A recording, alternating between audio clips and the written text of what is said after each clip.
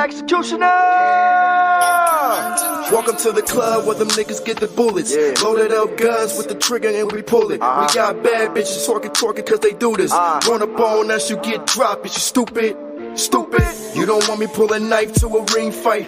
Switchblade, blade runner on the king, right? Magic killer on the floor, devil in your six. The art of finesse by fucking on your chick. We don't throw down in the air, we just shoot up. The girl want a beast king cause she chews up. I'm too sweet on the lips, now she booed up. She don't fuck with losers, her niggas just screwed up. These niggas thinking all the realest, fell off the floor. Started laughing at you stupid niggas. Life is war when you out here grinding and you hustle. I'll make sure that you niggas won't scorn. I'ma leave your ass scorn. Call me Jay White and I'm the switchblade. Hit the blade runner on these bitch maids. Why you little niggas play with Beyblades? You bow down to the king, I'm your sensei. I don't give a fuck what you say. Get your ass whooped like Wu Fei. I finesse 3 or 4s like Chris Bay. Yeah, you can keep your mouth closed. Caprende. I'm over here while I'm with the Bullet Club. Switchblade hit your belly, good to be your dub. Me and LP gotta get it out the mud. Pulverizing hot beats, that's what I love. In the VIP with the vet speed, cause the game stay cold like Gretzky. We not playing basketball, don't press me. Man, which dude want their face messy? Got more bars than the boulevard. I'm just like a dealer, stay pulling cars. And unpredictable when I'm fully charged. When your entourage over with a fucking car. Got that rock from China. When she slip that shit, I will grind her. My J's white, you can't find her. Awesome caliber like Illa. Call me Jay White and I'm the switchblade. Hit the blade runner on these bitch maids. Why you little niggas play with Beyblades? You bow down to the king, I'm your sensei. I don't give a fuck what you say. Get your ass whooped like Wu Fei. I finesse 3 or 4s like Chris Bay. Yeah, you can keep your mouth closed. Caprende. Call me Jay White and I'm the switchblade. Hit the blade runner on these bitch maids. Why you little niggas play with Beyblades? You bow down to the king, I'm your sensei. I don't give a fuck what you say. Get your ass whooped like Wu Fei. I finesse 3 or 4s like Chris Bay. Yeah, you can keep your mouth closed. Caprende.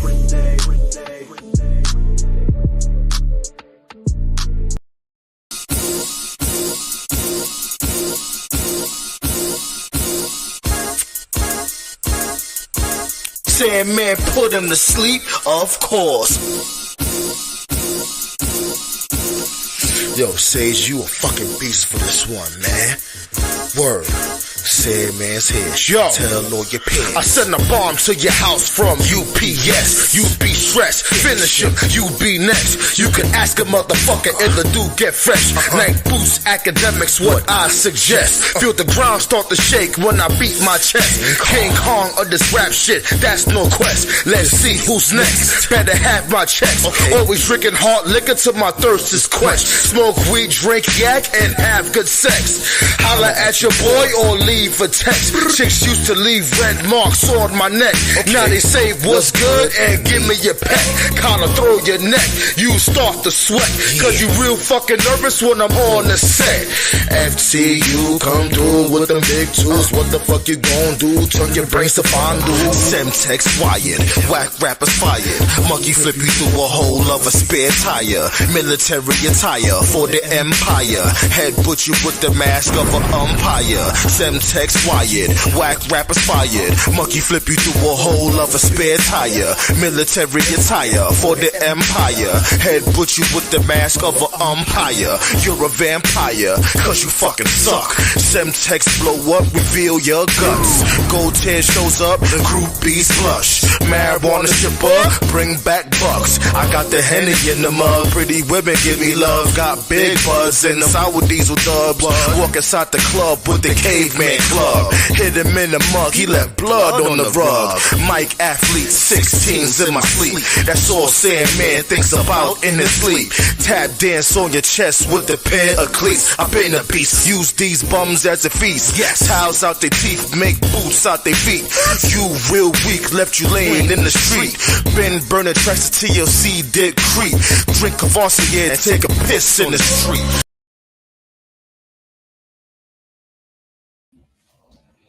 One, two, 1, 2. Hey, yo, B, what it do, though?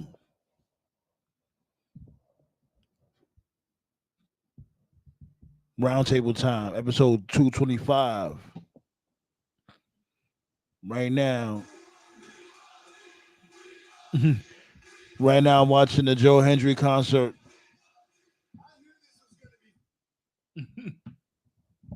Got the Joe Hendry concert playing in the background.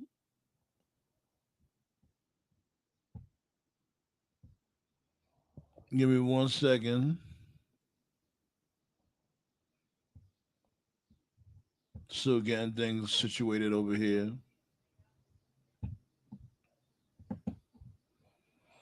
Thanks for the thumbs up, y'all. Thanks for the thumbs up, and everybody out there that watch the uploads. Appreciate that, and make sure y'all comment on the uploads too. B, that's highly appreciated.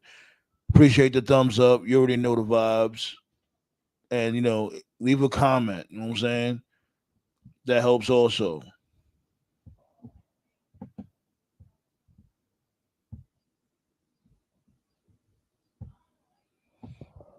Who's these? Gallus. Okay, Gallus had interrupted this dude Joe Hendry's concert.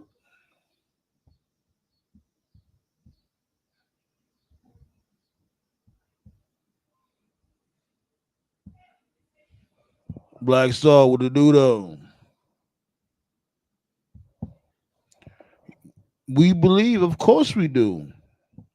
Oh, oh, it's starting to beat up Hendry. Gallus is beating up on Hendry. They over here hating. I guess they don't believe Black Star.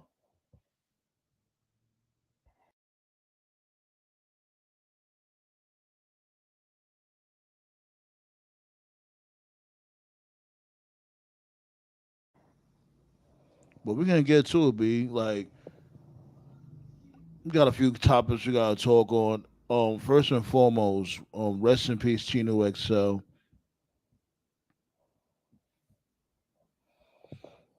Bronx loses another legend. Um, I can't sit here and say I know a lot about his music. I know some tracks here and there, mainly some verses.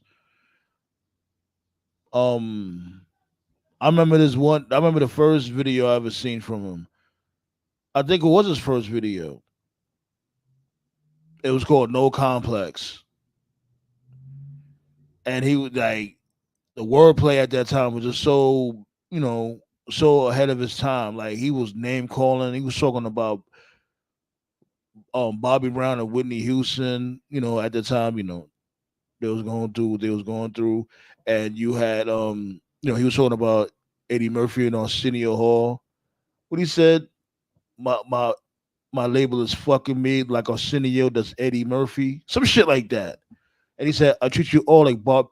Excuse me, my bad, my bad. I treat you all like Bobby Brown and Whitney Houston marriage, one big joke. I remember those bars right there.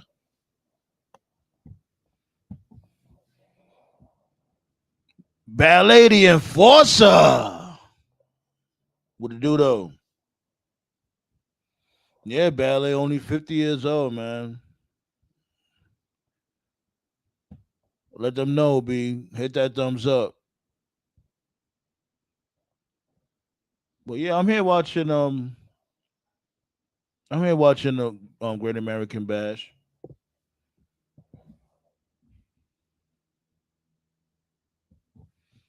Yeah, Gallus had pulled up on them.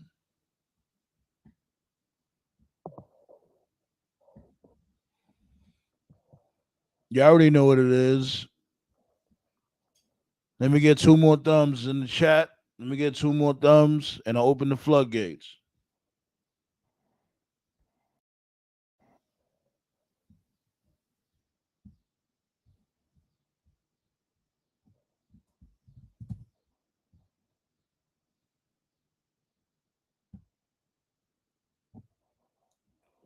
Appreciate y'all for pulling up.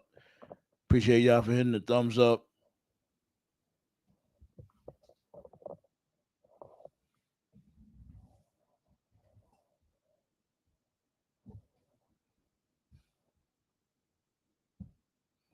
I'm just making sure everything is good, making sure the levels is all good. You know what I'm saying before we get the show.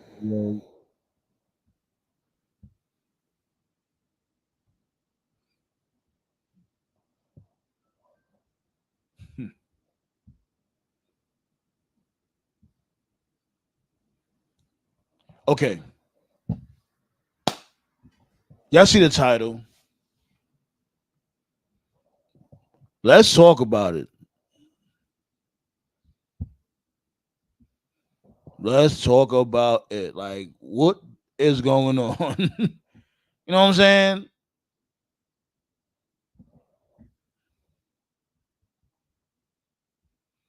Let me drop that link real quick.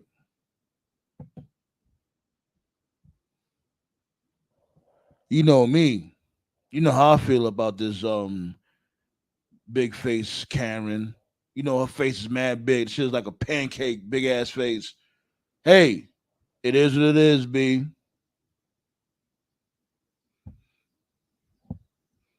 God don't like ugly. Hey, use one ugly bitch.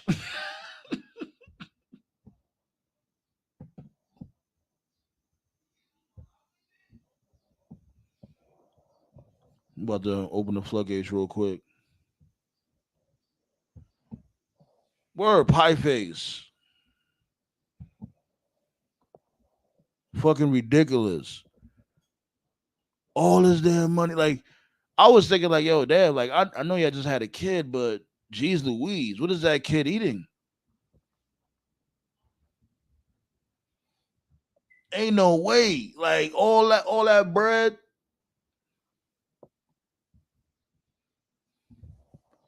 Virgo baby. What to do though? Yeah, she is expecting another kid. So y'all got two baby. Oh man. And then from what I've read, well, hold on, let me see this real quick. It was goody, man. I feel black, so let me look this up real quick here. Those WWE checks are looking mighty good right about now. Nah, they're not fucking with her. Of course they're not. She doing way too much. She did way too much, and so like, hey, you run this shit on your damn self. Like Toph is about to Rousey tap dance launched on her. Toph is about to tap dance on her grave. the campaign to fund her upcoming novel. Fans can pledge anywhere between $20. She started from $20 to $2,500 for So what? a damn novel. Like Yuri done came out with a damn novel from before. Whatever. What was it? Fight, just fight. The book she came out with from before, so where you can expose more dirt. So I would say about T minus what? 2 months till we see her get her ass kicked in the UFC again. But remember, they were TKO also. They all underneath the umbrella. Yeah, So but Dana handles the UFC part of it. So she about to go to Ring of Honor. Ring of Honor. Nah, she going to TNA. TNA will love to have her. They probably like shit. They could probably afford her now.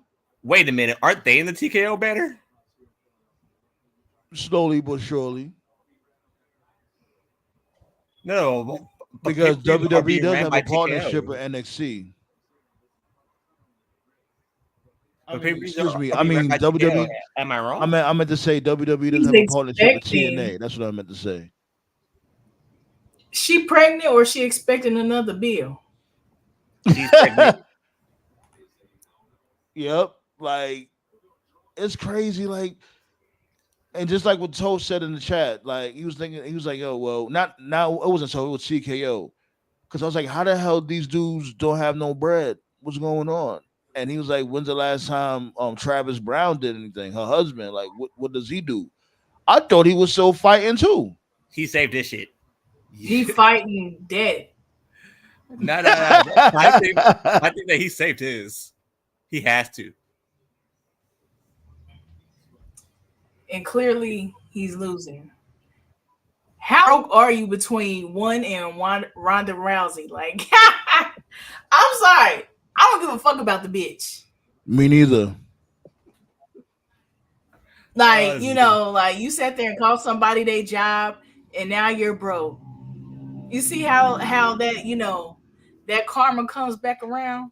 And she did more than that also. Remember, like she was trying to just expose everything and everybody, not only in WWE, but MMA and all that other shit. It's like It's like you sitting there burning fires everywhere. Now you got to go work at UPS. Drew Gulak has a fucking Kool-Aid smile right now.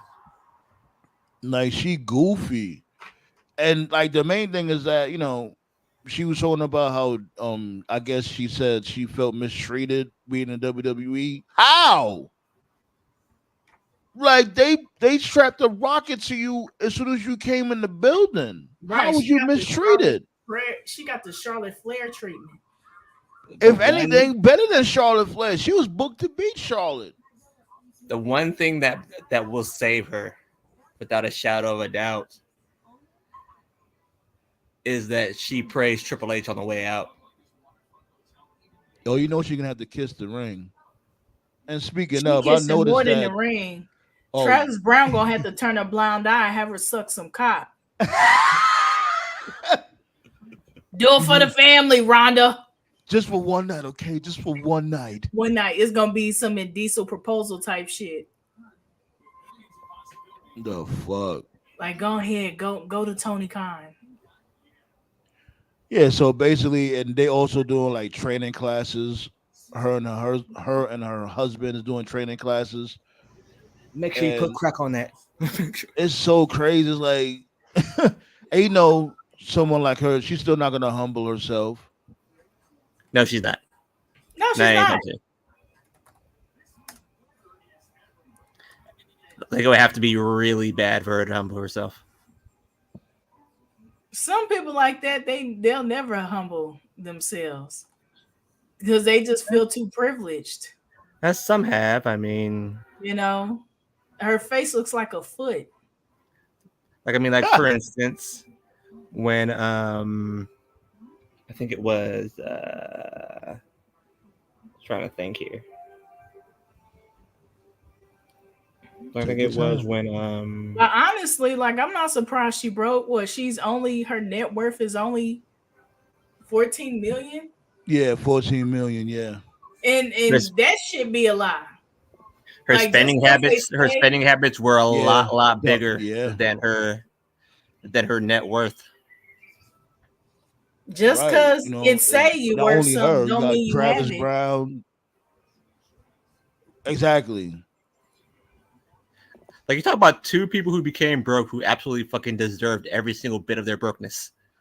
It just is what it is. One is Ronda Rousey. No shit. I'm not trying to hear no shit about you can't kick her while she's down. She's been kicking people while she was up, down, all around. One is Ronda Rousey, and the other is Antonio Brown. They both deserve their brokenness. Like fuck out of here with that shit. Like what they say, don't shit on the people coming up because they may be the same people you see while you falling. Yep. Now, when it comes to Vince McMahon, her talking that shit about Vince and this dude, people power. When it comes to them, whatever, it is what it is. It's like bitch. Laryngitis. It's like at the end of the day, like you sitting there doing this shit when everybody doing it. Like it's popular to shit on Vince McMahon right now. Of course you did that anyway to fucking sell your fucking books that went plastic. Like she Our them Fight. out as What's Christmas the name gifts. of it? My Fight, Our Fight, Final Fight. I forgot the name of that book. My Fight with the IRS. The name of her book was Nobody's Buying It.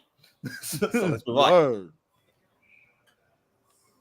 Had to fight people to buy the book. Like, you better buy this motherfucking book.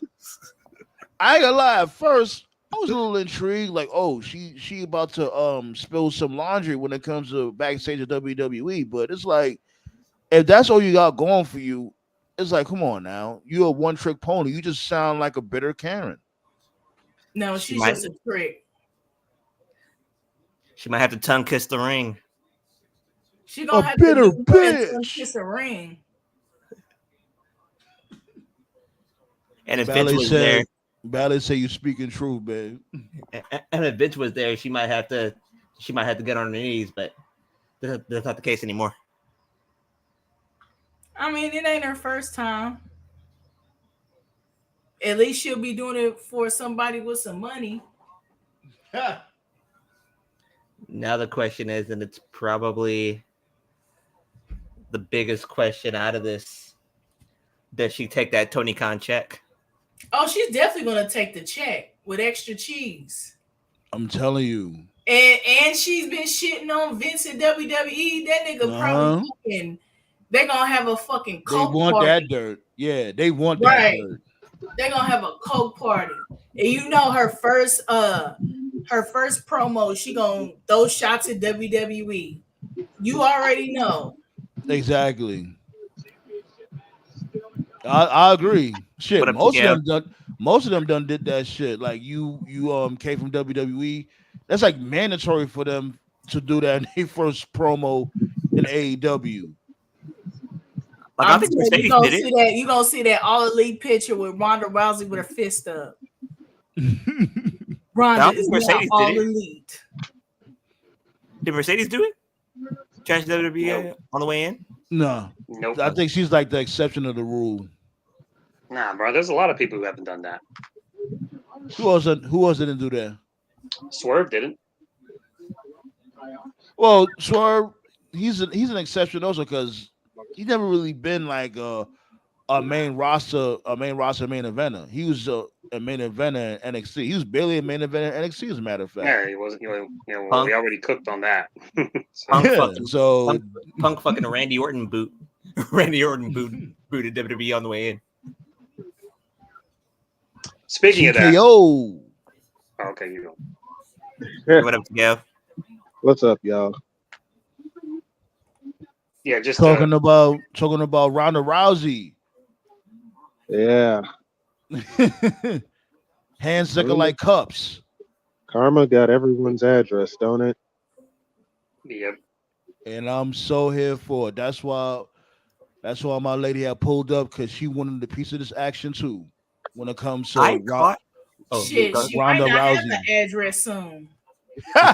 Look, my beef with Ronda has always been the same from day one, like the very beginning. When she first came to WWE as somebody who doesn't follow UFC or MMA like that, I thought it was kind of, I guess the kids these days say, that's cap. When she came in, they made a big deal about it. And I remember like the way the WWE was explaining it was like, oh, she conquered the world of mixed martial arts, and now she wants to conquer the world of WWE. Say and what? Even someone like me who doesn't follow MMA, I was like, that's cap. She's not in WWE because she wants to be there. She's in WWE because she was a one-trick pony. She got figured out, and she fucking got the fuck out of Dodge.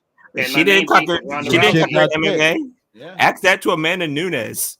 Exactly. Right. Like, yo, How one you know? loss, Ronda Rousey is ready to commit suicide. I'm like, yo, you only lost She has once. a track record. She has a track record of like when things are good, like, and we all know people like this. So this goes beyond wrestling. She consistently will dip and ghost when things don't go her way. But when things are going her way, it's like you hear from her all the time.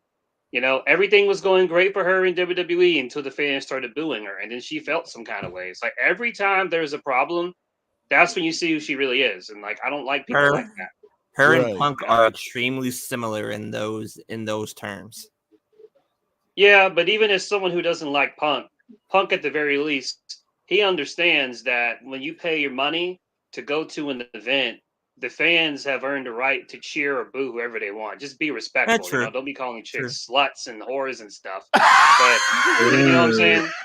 Because she took that shit personal. She had a match with. It was one thing for her to have like, okay, because they protected her when she was having matches against like, you know, Alexa Bliss and Nia Jax and like Ruby Riott, when she was having matches of like girls, with all due respect, the fans didn't care You ain't about, it shit. was all Even good.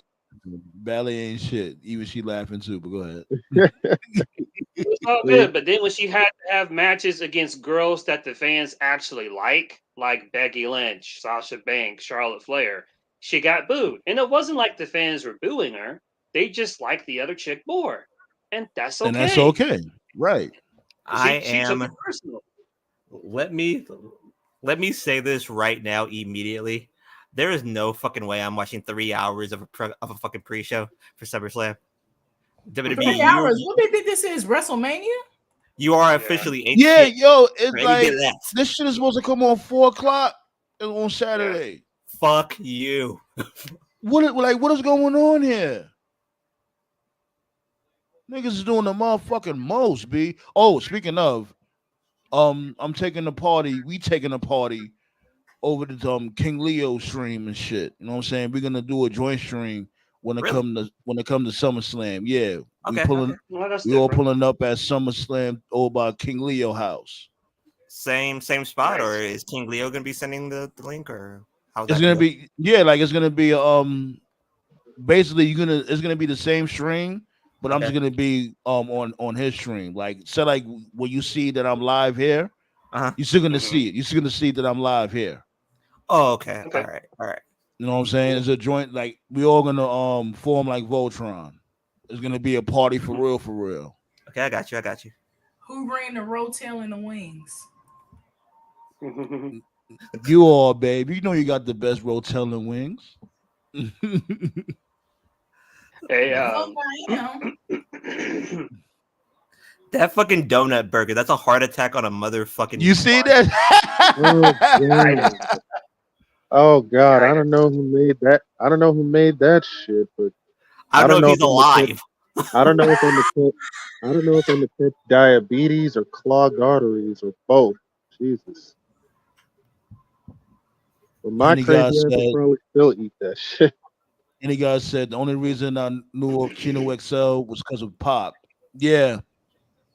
Listen to that song, No Complex. That shit came out in like the early 90s, maybe the mid 90s. Check that song out from Chino XL. You know what I'm saying? That shit was ahead of its time. Did we get a confirmation on what exactly happened, or is it private? I think it's private.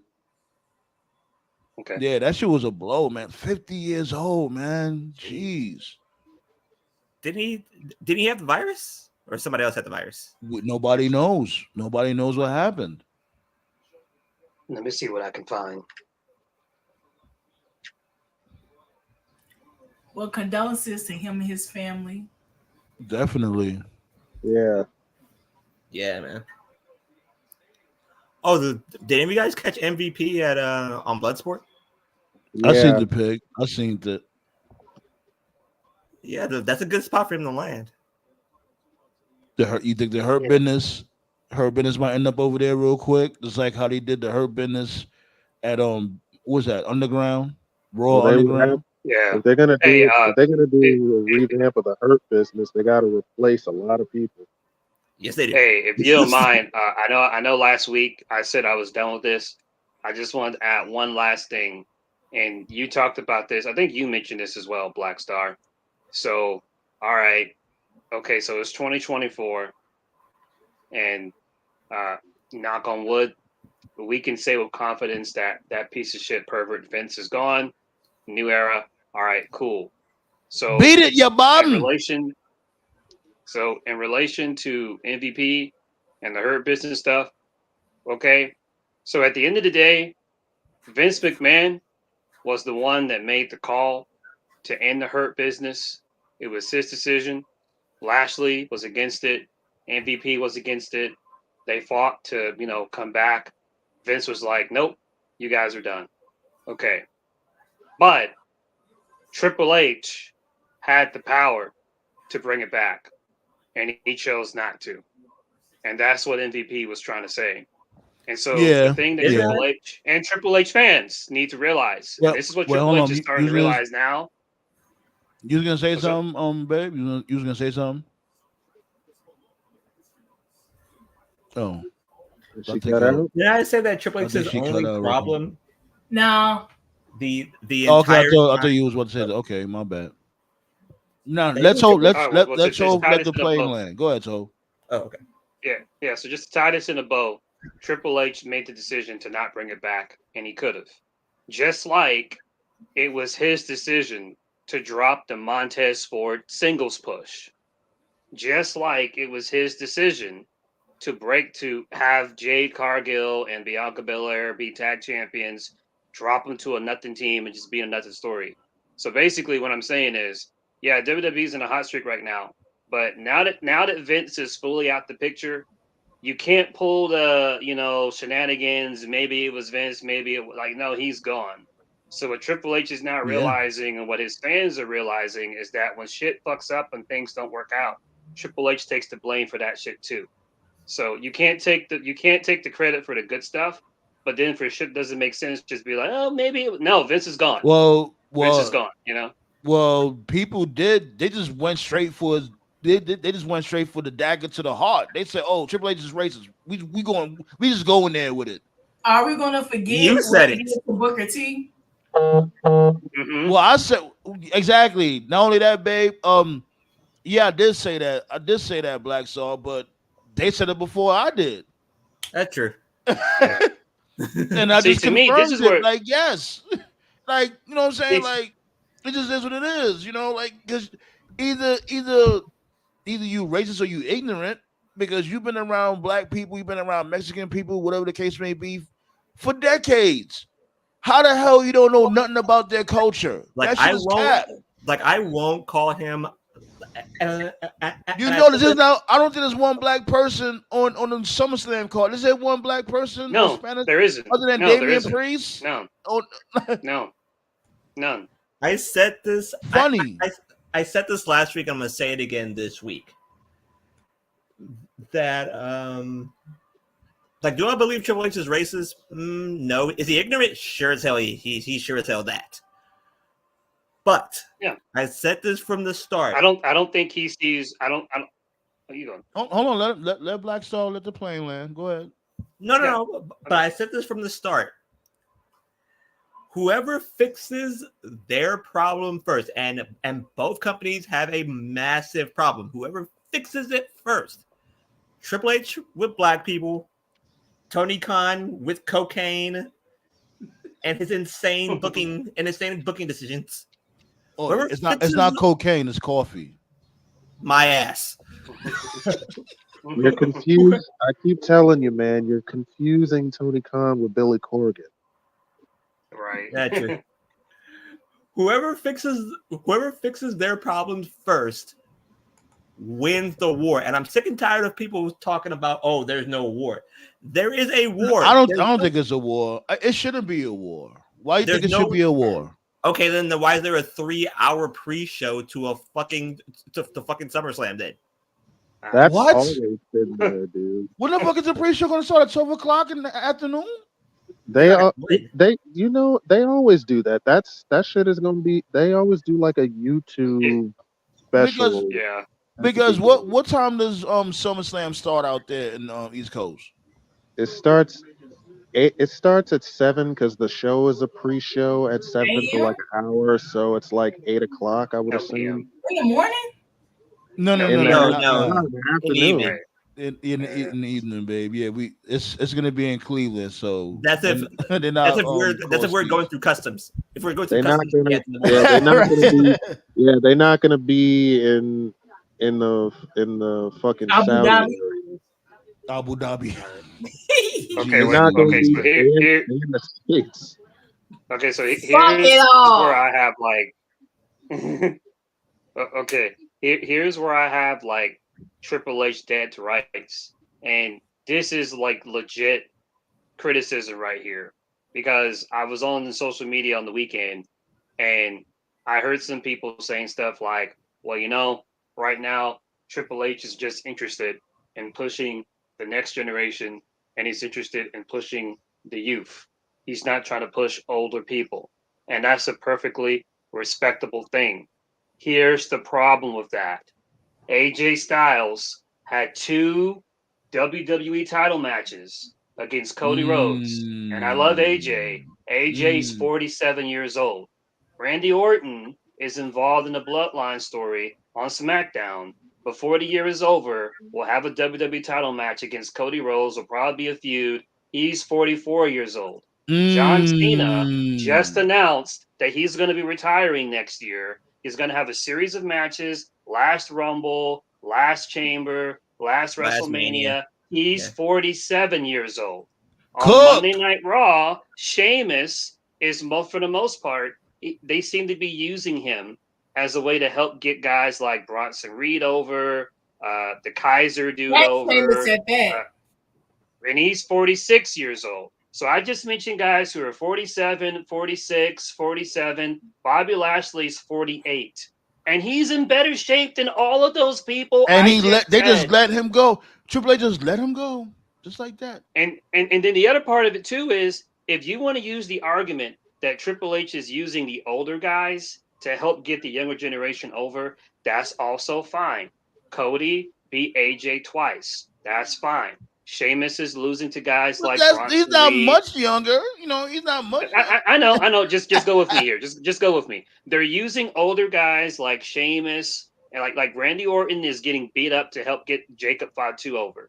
Okay, Sheamus is losing to guys like Bronson Reed, whatever. Like, that's fine. So I'm okay with older talents losing to help get over younger guys. But if that's the case, why didn't you do that with Lashley? You couldn't have done Lashley against Gunther.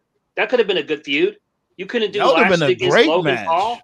You couldn't do Lashley. But you know what? You know why they didn't want to do that when it comes to Lashley and Gunther? Because Lashley compared to Gunther, let's truly be real. Lashley looks more dominant, and just by looking at them, he looks more dominant than Gunther. Now I love Gunther, but it is what it is. Yeah, I'm just comparing. Go ahead.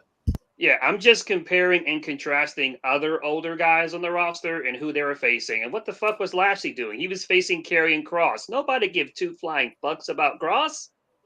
So that right there is just true. Triple H just did not know how to book Lashley. It's fair to criticize Triple H just off of the Lashley issue alone. I will say how you just let Lashley go like that, like nothing. You can't think of anything, and I get he can't really factor into anything right now, but it shouldn't even be like that right now. You ain't know it's called the Aryan SummerSlam. Not one black only Spanish person there is who?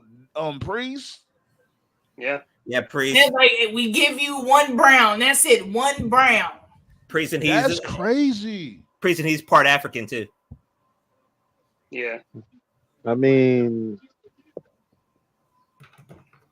yeah, it's kind of a stretch. If you think of it, is this the only time there was no black wrestlers on a SummerSlam card? Is this the first time that ever happened? This is the only time this year that there's been no black people on the card. This is actually the only time. Let me find out.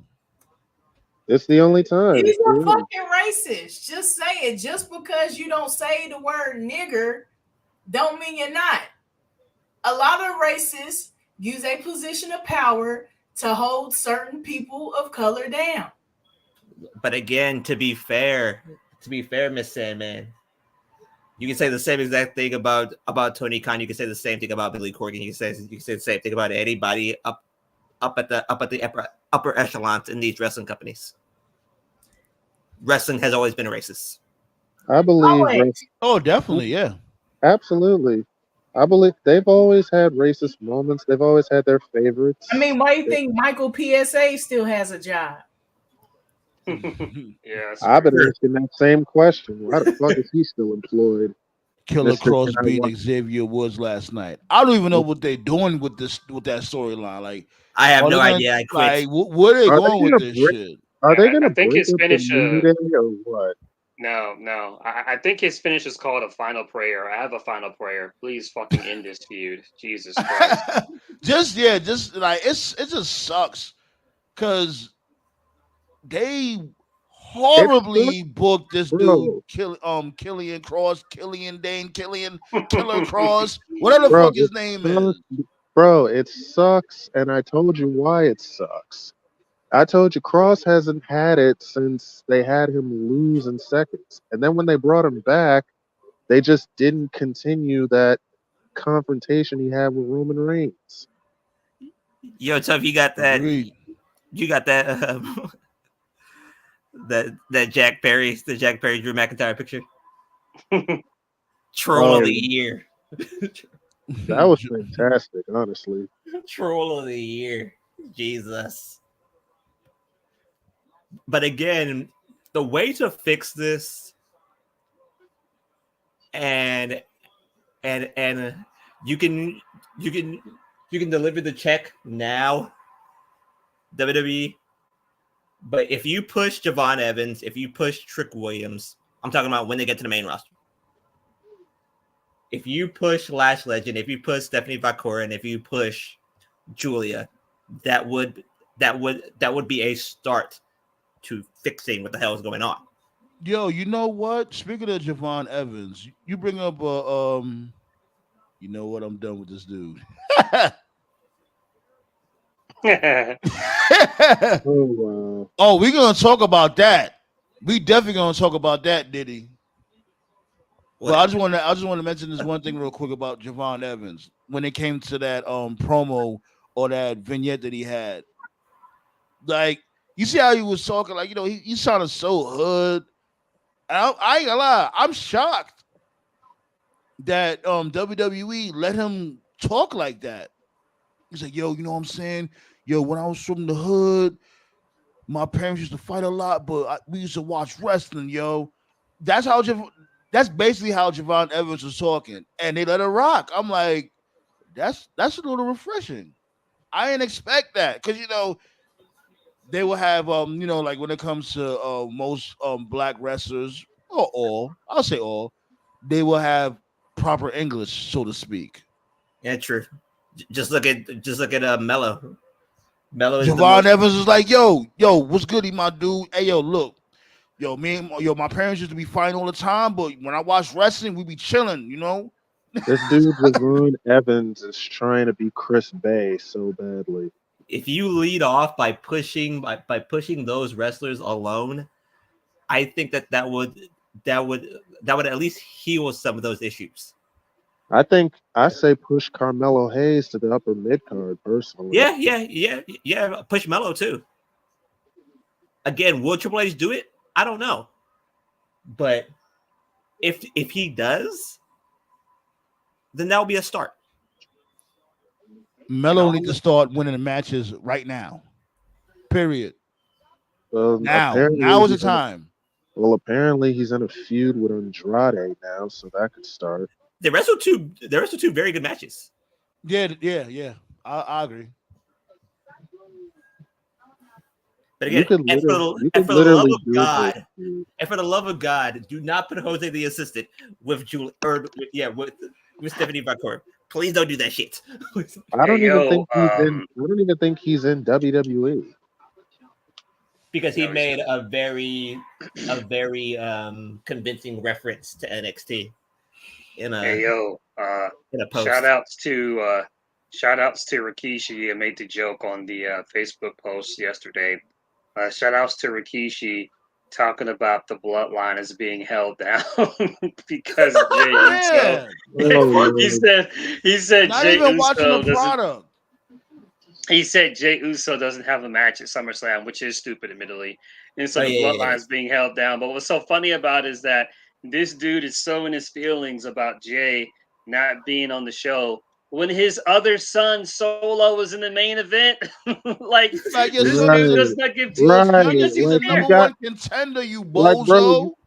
Bro, you got 3 sons. One of them is main eventing for a world title. The other one is coming back.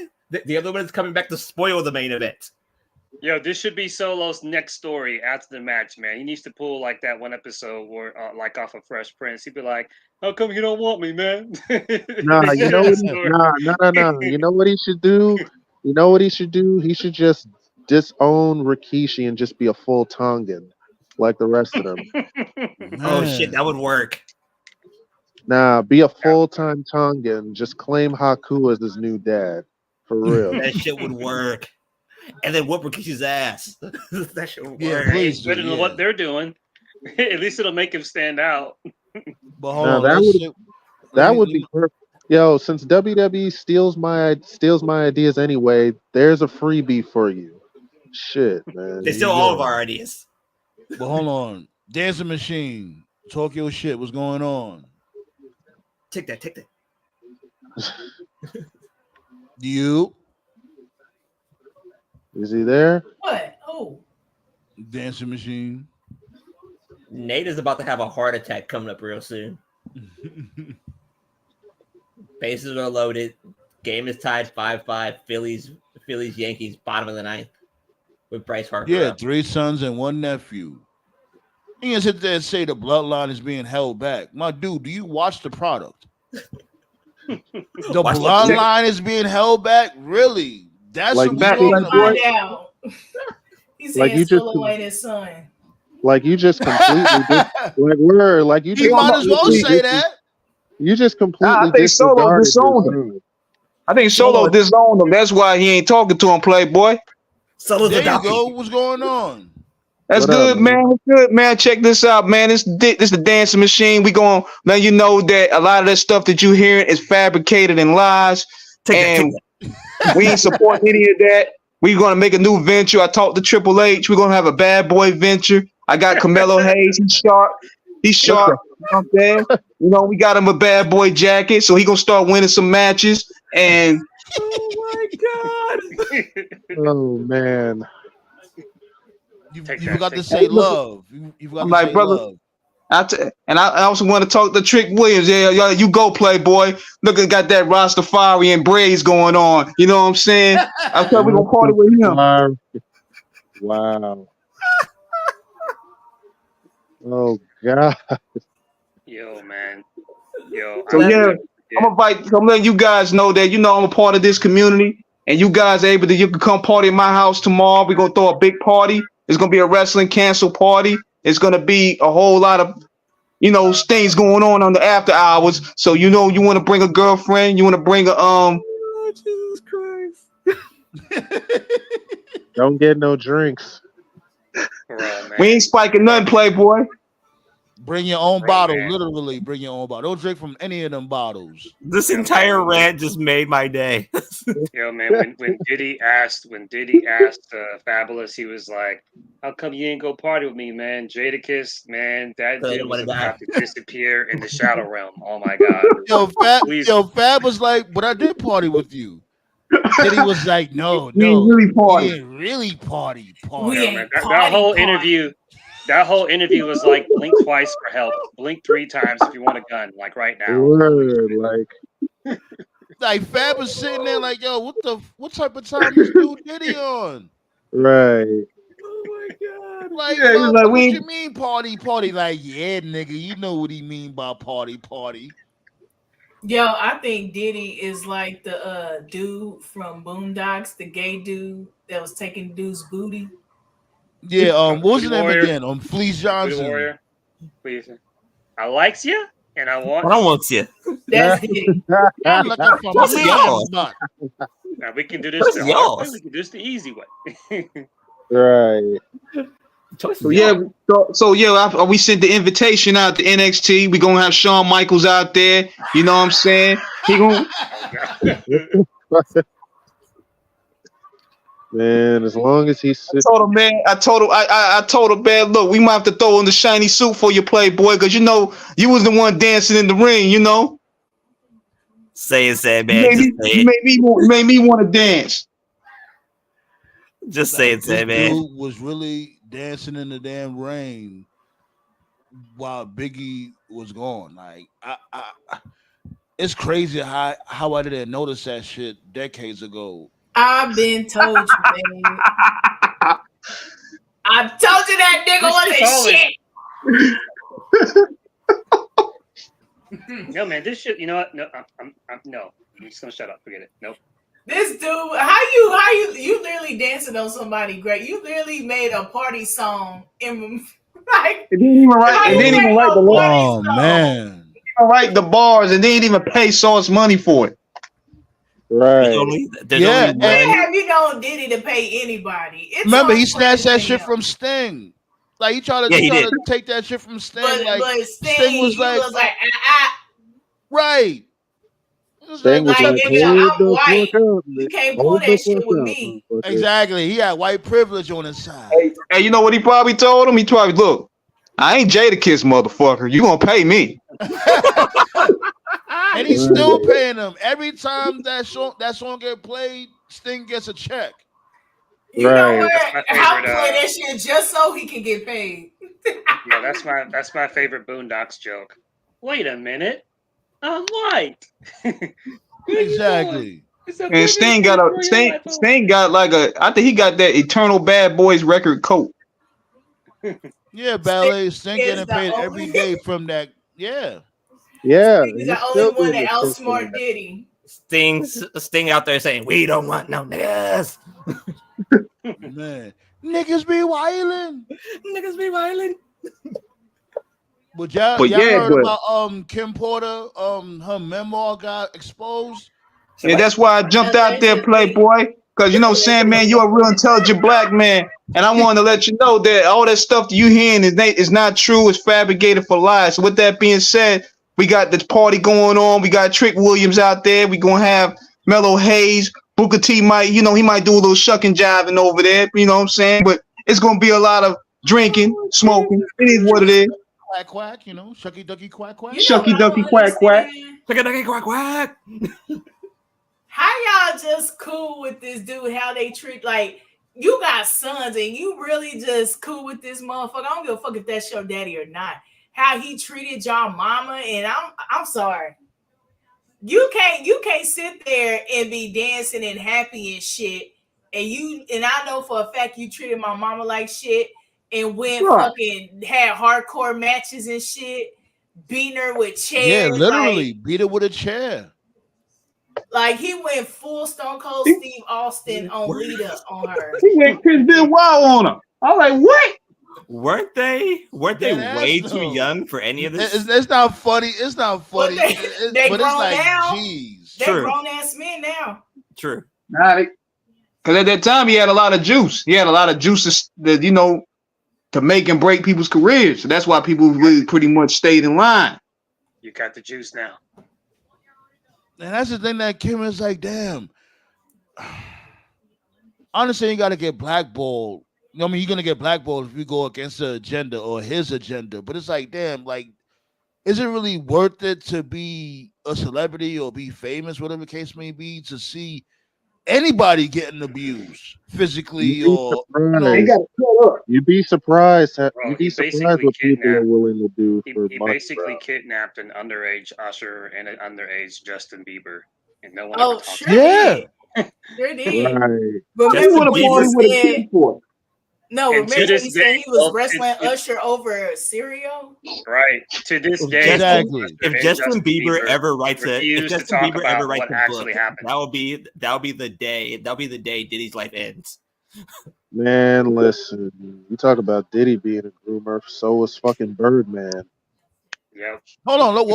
Whoa. Let's stay on the Diddy topic now. Like I said, the memoirs is out there. You know what I'm saying? Well, Allegedly. allegedly. But Allegedly. this according to Pink Villa, trigger warning, of course. Sean Diddy Combs, former partner, Kim Porter's posthumous biography alleges that Diddy, who was the father of 3 of her children, abused and mistreated her. Pertaining Didn't to she this die never the seen day that book came out? Yeah, I'm getting to that. Okay. Pertaining to this never seen document, a 40-page manuscript reportedly obtained by radaronline.com was supposedly discovered on Porter's missing flash drive.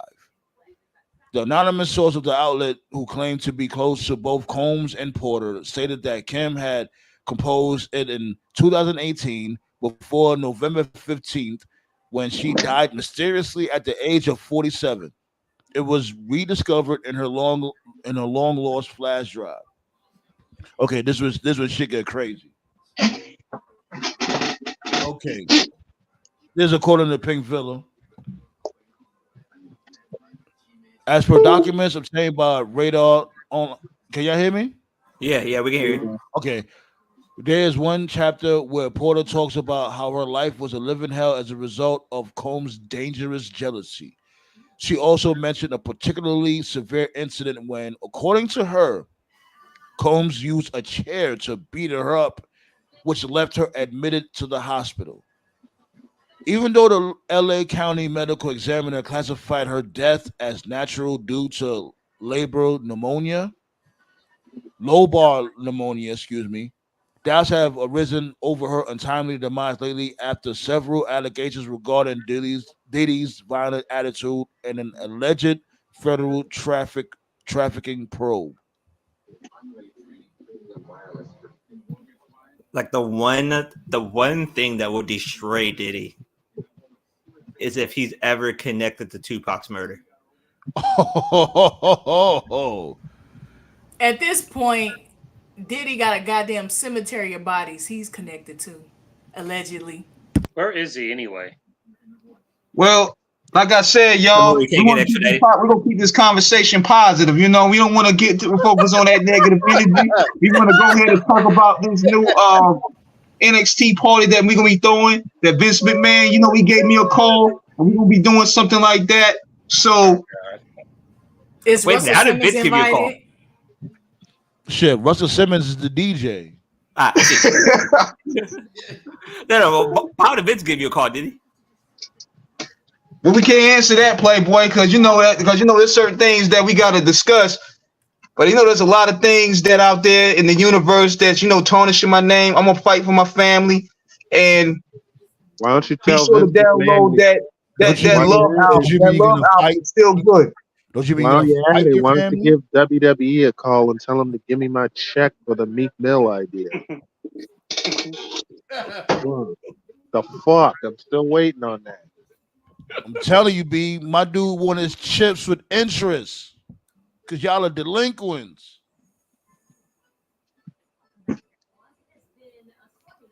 Oh, Jesus. Diddy ain't shit, B.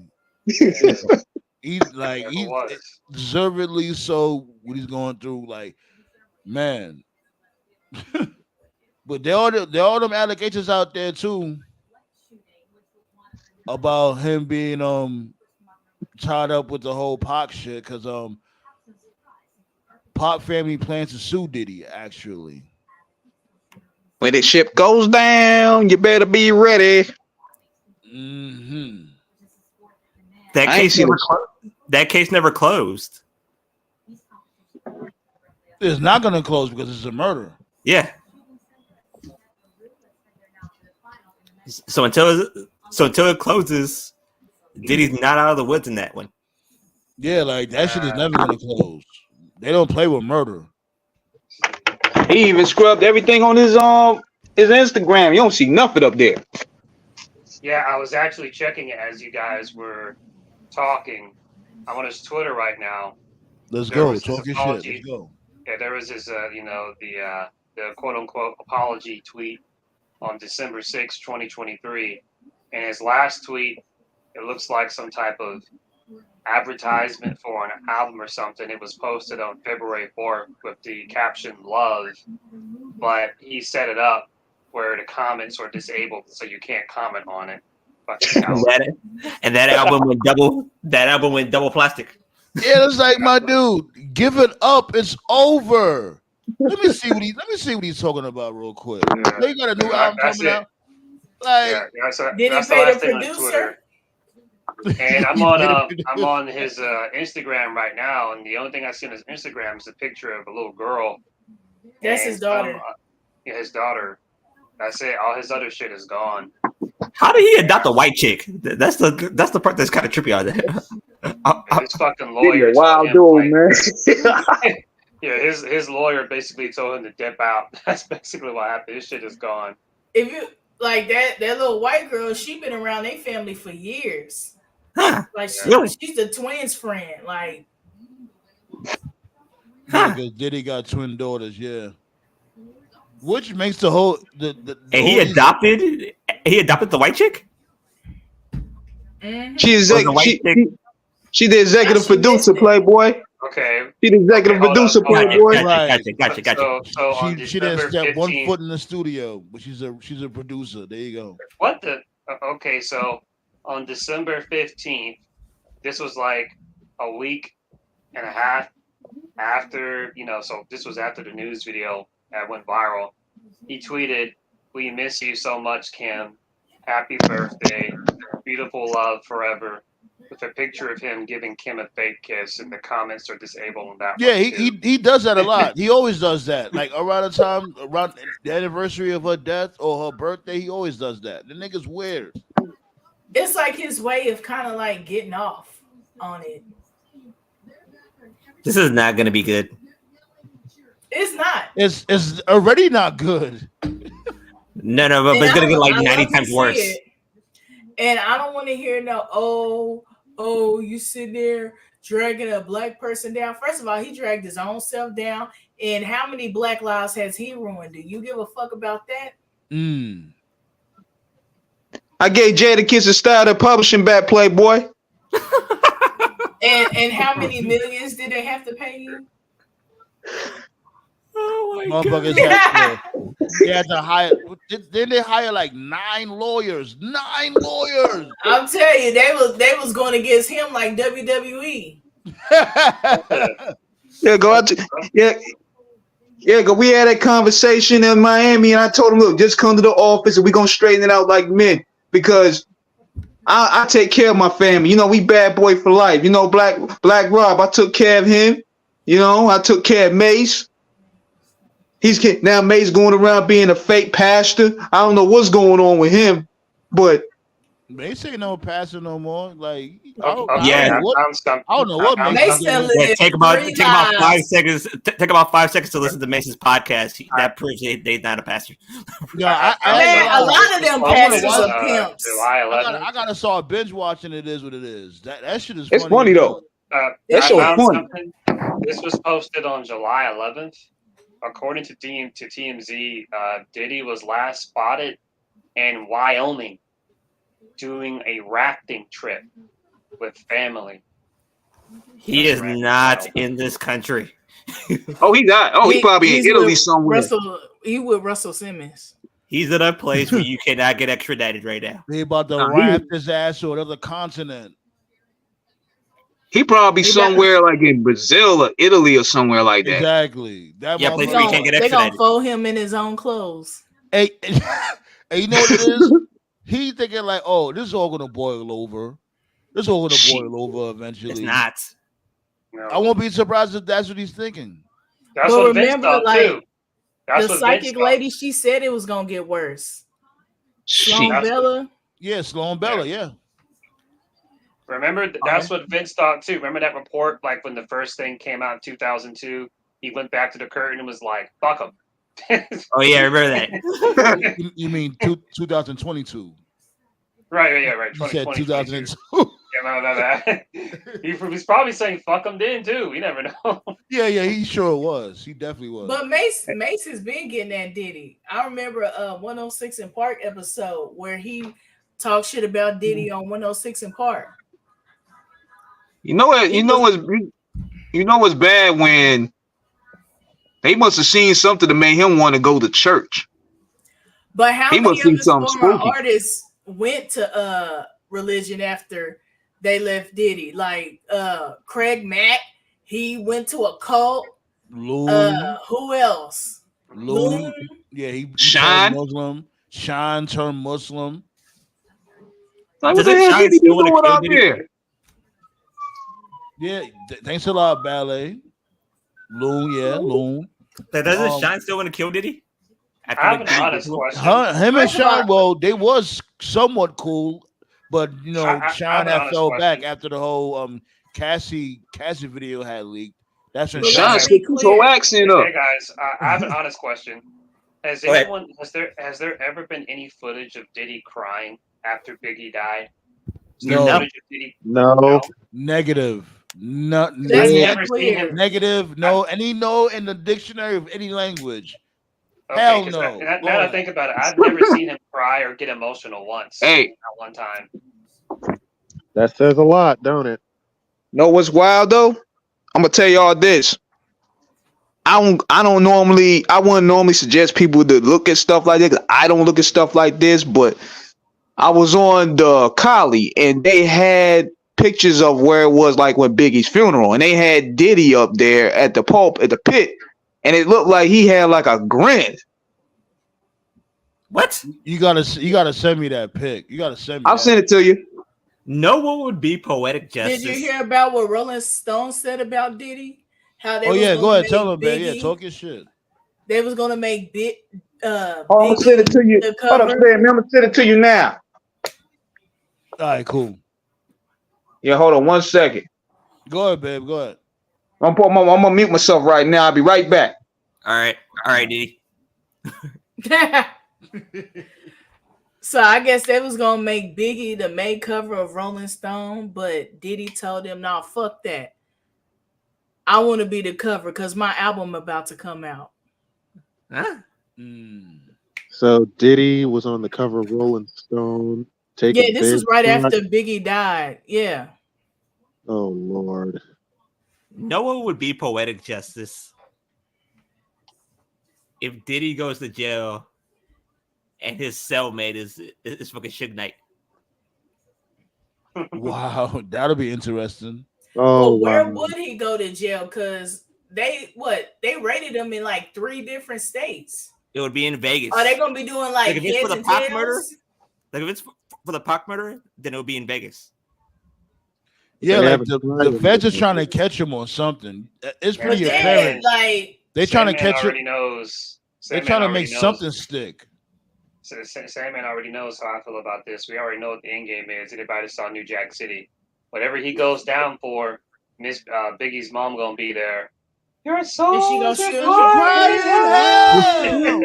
I think that's why she still fight. That's why she's still alive. She waiting for Diddy to go down with her son's murder. I don't give a fuck. I've always felt he had something to do with it, and the more shit I'm hearing about it, the more I'm convinced. Like, why the fuck you ain't have no security with Biggie in goddamn LA? He was If adamant Biggie- on it. He said he did not want security with Biggie. That's what, you know what I mean, according to And Gene they D. always traveled, and whenever they had the after party, every album, they When they always travel in traveled packs? together. They were They're traveling always packs, right? in the same car, except the night Biggie got killed. That was the Right. only time. They Yeah, it was weren't only in the Lil same car. C's. It was only Lil C's and Big. Because remember, Big couldn't drive because he had the cane and shit. He was handicapped. Right. Right. Yeah, the let's one not person- forget He knew what what was May up. said about a Hey, I whole sent bunch it, of yo. bloods. I got it. I just got it. Hold on. All right, cool. Yeah, He man. probably got tipped off that night. That's probably what happened. The one person he should be afraid of is all those bloods in jail that will certainly beat the dog shit out of him. The second Weren't they he gets getting in. like anonymous death threats and shit like leading up to it? Yeah. Oh, yeah, they Big were, yeah. ones, anyway. I know Big was getting them death threats. Who'd you send it to? I sent it to your messenger. What the hell? Like fucking trying to think. Like, remember when like when Biggie died, it was kind of like it was kind of eerie, so to speak, because it made it seem that Diddy did not give one shit He didn't. that he died. He didn't. Like, he was rushing to make that Missing You record. That was like his main priority. He was trying to rush Faith, like, yo, come on, we gotta do this record. We gotta do this record. And Faith is still grieving, she's a widow. But Diddy wasn't trying to hear that shit.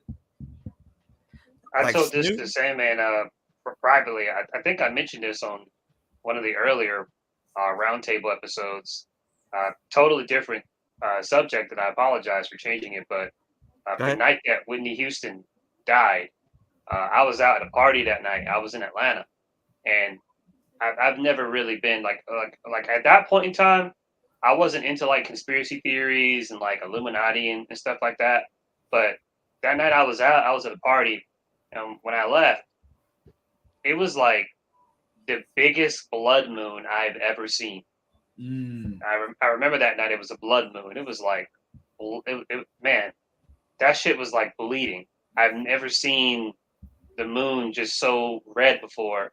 And I just had like this feeling in my gut. I was like, I don't know, man. Like, I'm not like, you ever been out before and you just got a feeling like, I need to get the just fuck get home. that vibe. Yeah. Yeah. I felt like unsafe. And then I remember I came in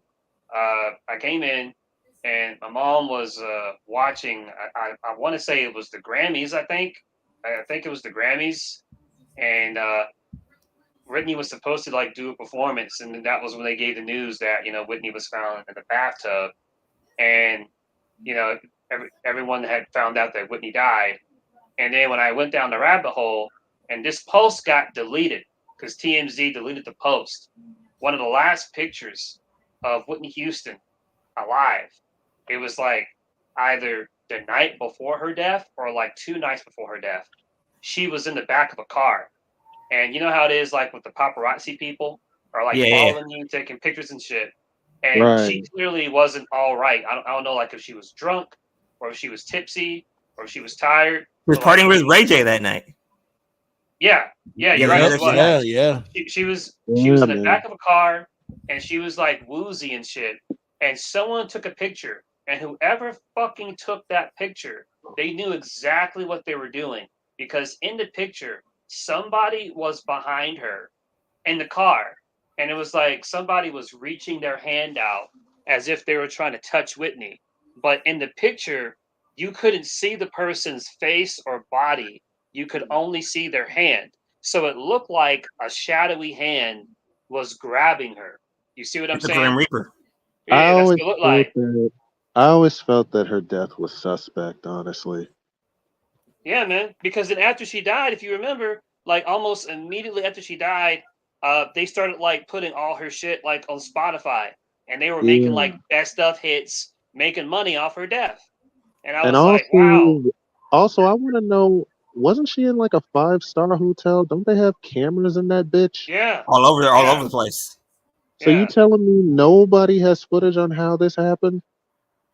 Ray J must have been involved in that death some way. Brandy knows what happened because she's been MIA ever since. Because like how shook Ray J has been ever since her death. It's kind of epic. Yeah, every but time that was the death that woke me up. Because before that, I was just kind of like whatever. But after that death, I was like, yeah, bro, man. If I was a singer or a rapper, man, I'd just be fucking indie or underground. Nah, man, this shit ain't worth selling your soul for, bro. Oh, that's shit. That's what I'll be doing. Like underground, B. Underground over mainstream. Like I didn't know. Here's the part that's probably like. Speaking of people who died. But hold on. Ballet said, I wouldn't be surprised if Cloud. Yeah. I won't be surprised either. Like, how old is that dude? Like 90 years old? Like, the fuck? Like, Cloud David threw him under the bus. Like, I remember. What's his name? I want to know where that hotel footage is. But give me 1 second, y'all. Like, the pic you had sent me, I can't zoom it in and shit. But I see what you was talking about. Yeah, hold on. I'm gonna resend what hotel footage is. Are you sending it on like a cell phone or like an iPad or something like that? Yeah, I sent it from a cell phone. I'm gonna send it again. Yeah, so like just enlarge it a little bit before you send it. All right, be right back. Yeah, that makes more sense. Like, send the actual, because it's like a collage of pics. Send the actual pic that you. All right, hang on. But I remember when Michael Jackson died, and like the entire time, because like I didn't even know that he died. It was up until me and my brother was in a car, and like they're just playing like Michael Jackson songs like all day, and I was like, why are they playing Michael Jackson songs all day? Like, did something happened to him? And all of a sudden, there was like breaking news: Michael Jackson is dead. I'm like, wait, what? Yeah, I had woke up to that shit. I had woke up to this shit. 106 in Park was playing. I woke up to 106 in Park, and they was talking about it.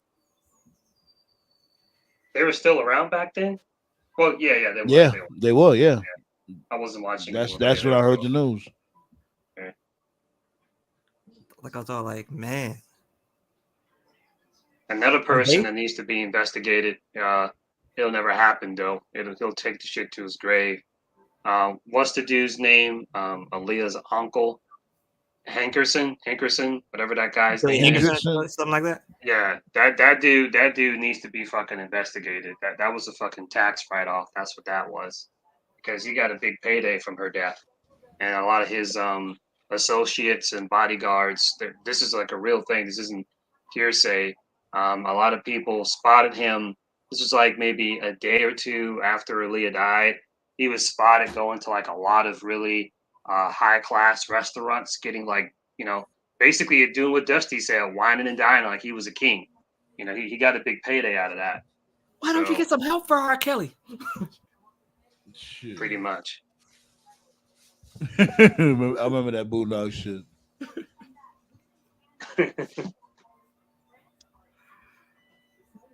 Like, it was just like, it was to me,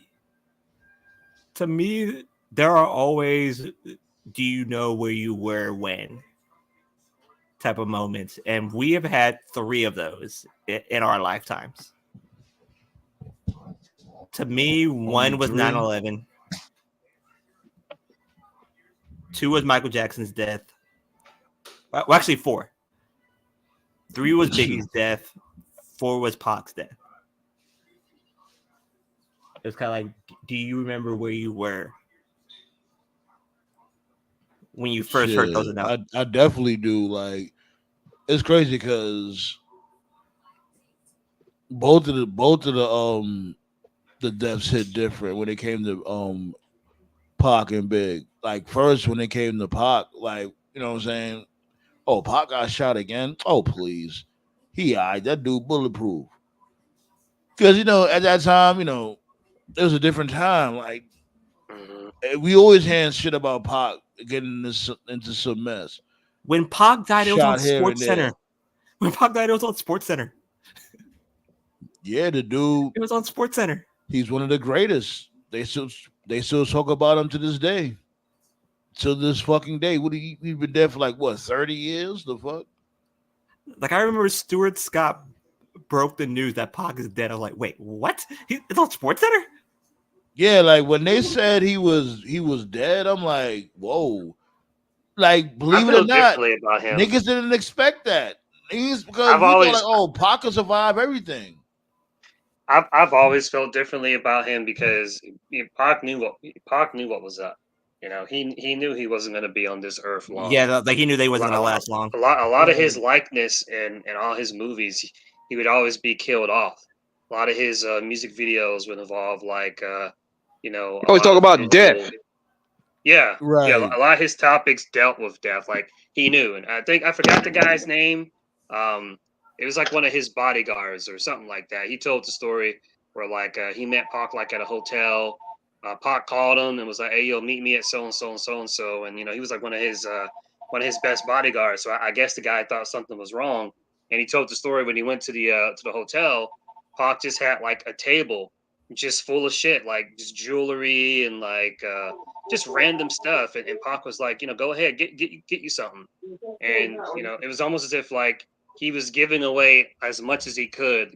He knew he wasn't going to be here that much before longer, it was time. I mean? Yeah, So yeah, he knew, or had a feeling anyway. I don't know. To me, the part about Pac's death, because I remember watching the Tyson fight. Tyson fight ended, and then we watched the I think it was the 8:00 news, and then the announcement was made that Pac got shot. I was like, just gonna stay alive. Can you see the photo?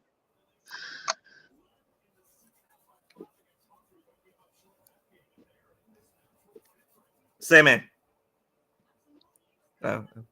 Oh boy. Like all of a sudden, I turned on the 10 o'clock Sports Center, and they announced that he died. I was like, wait, what? Like he's dead? And like BT did like an entire day of Tupac songs. It was eerie. Shit, I was in the South. I was in the South Side that day, man. I seen straight hood guys just break down crying. It was crazy. Yeah. All right, I got the photo you was talking about, my dude. Give me 1 second. Like me and Toph, we're the same age. We was both in elementary school when we found out. Is he smiling? Yeah, Diddy smiling. He's at the pulpit smiling. That's an evil motherfucker. I guess this is at Biggie's funeral. I would say this though, right? This could mean a number of things though. You know what I'm saying? Like might be telling a funny story. Maybe yeah. You know what I'm saying? It could be that, but it is a crazy looking picture, you know. Just based off how we know of him. It looks crazy. You know what I'm saying? What do you guys think? It could be something otherwise than that. What do you guys think? Toph and TKO. What y'all think about this picture?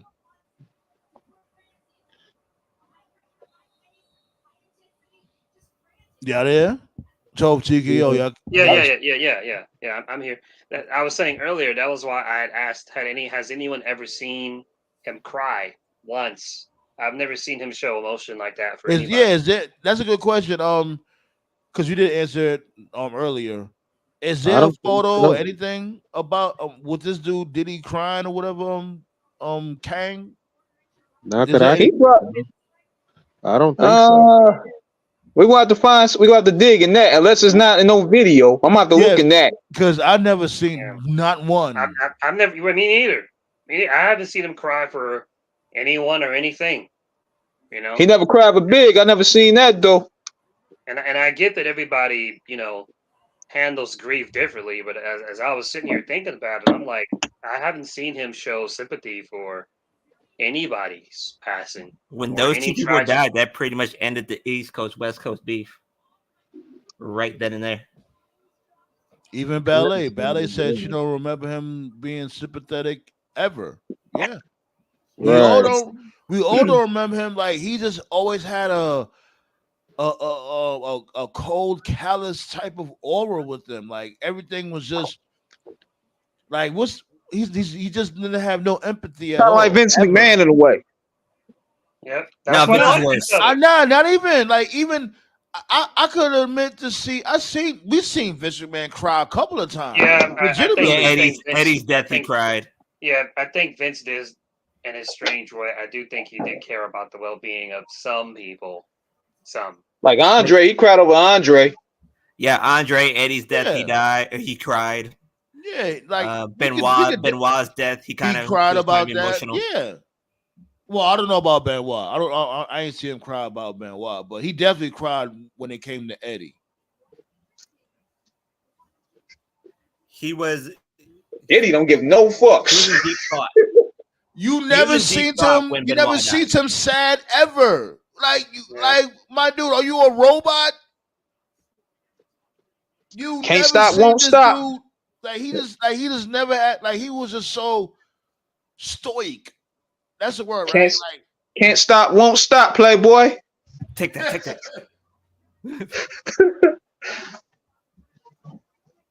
Diddy ain't shit. He deserves all the backlash he's getting right now. It is what it is. Yeah, I just can't wait till it's Jay-Z's turn soon.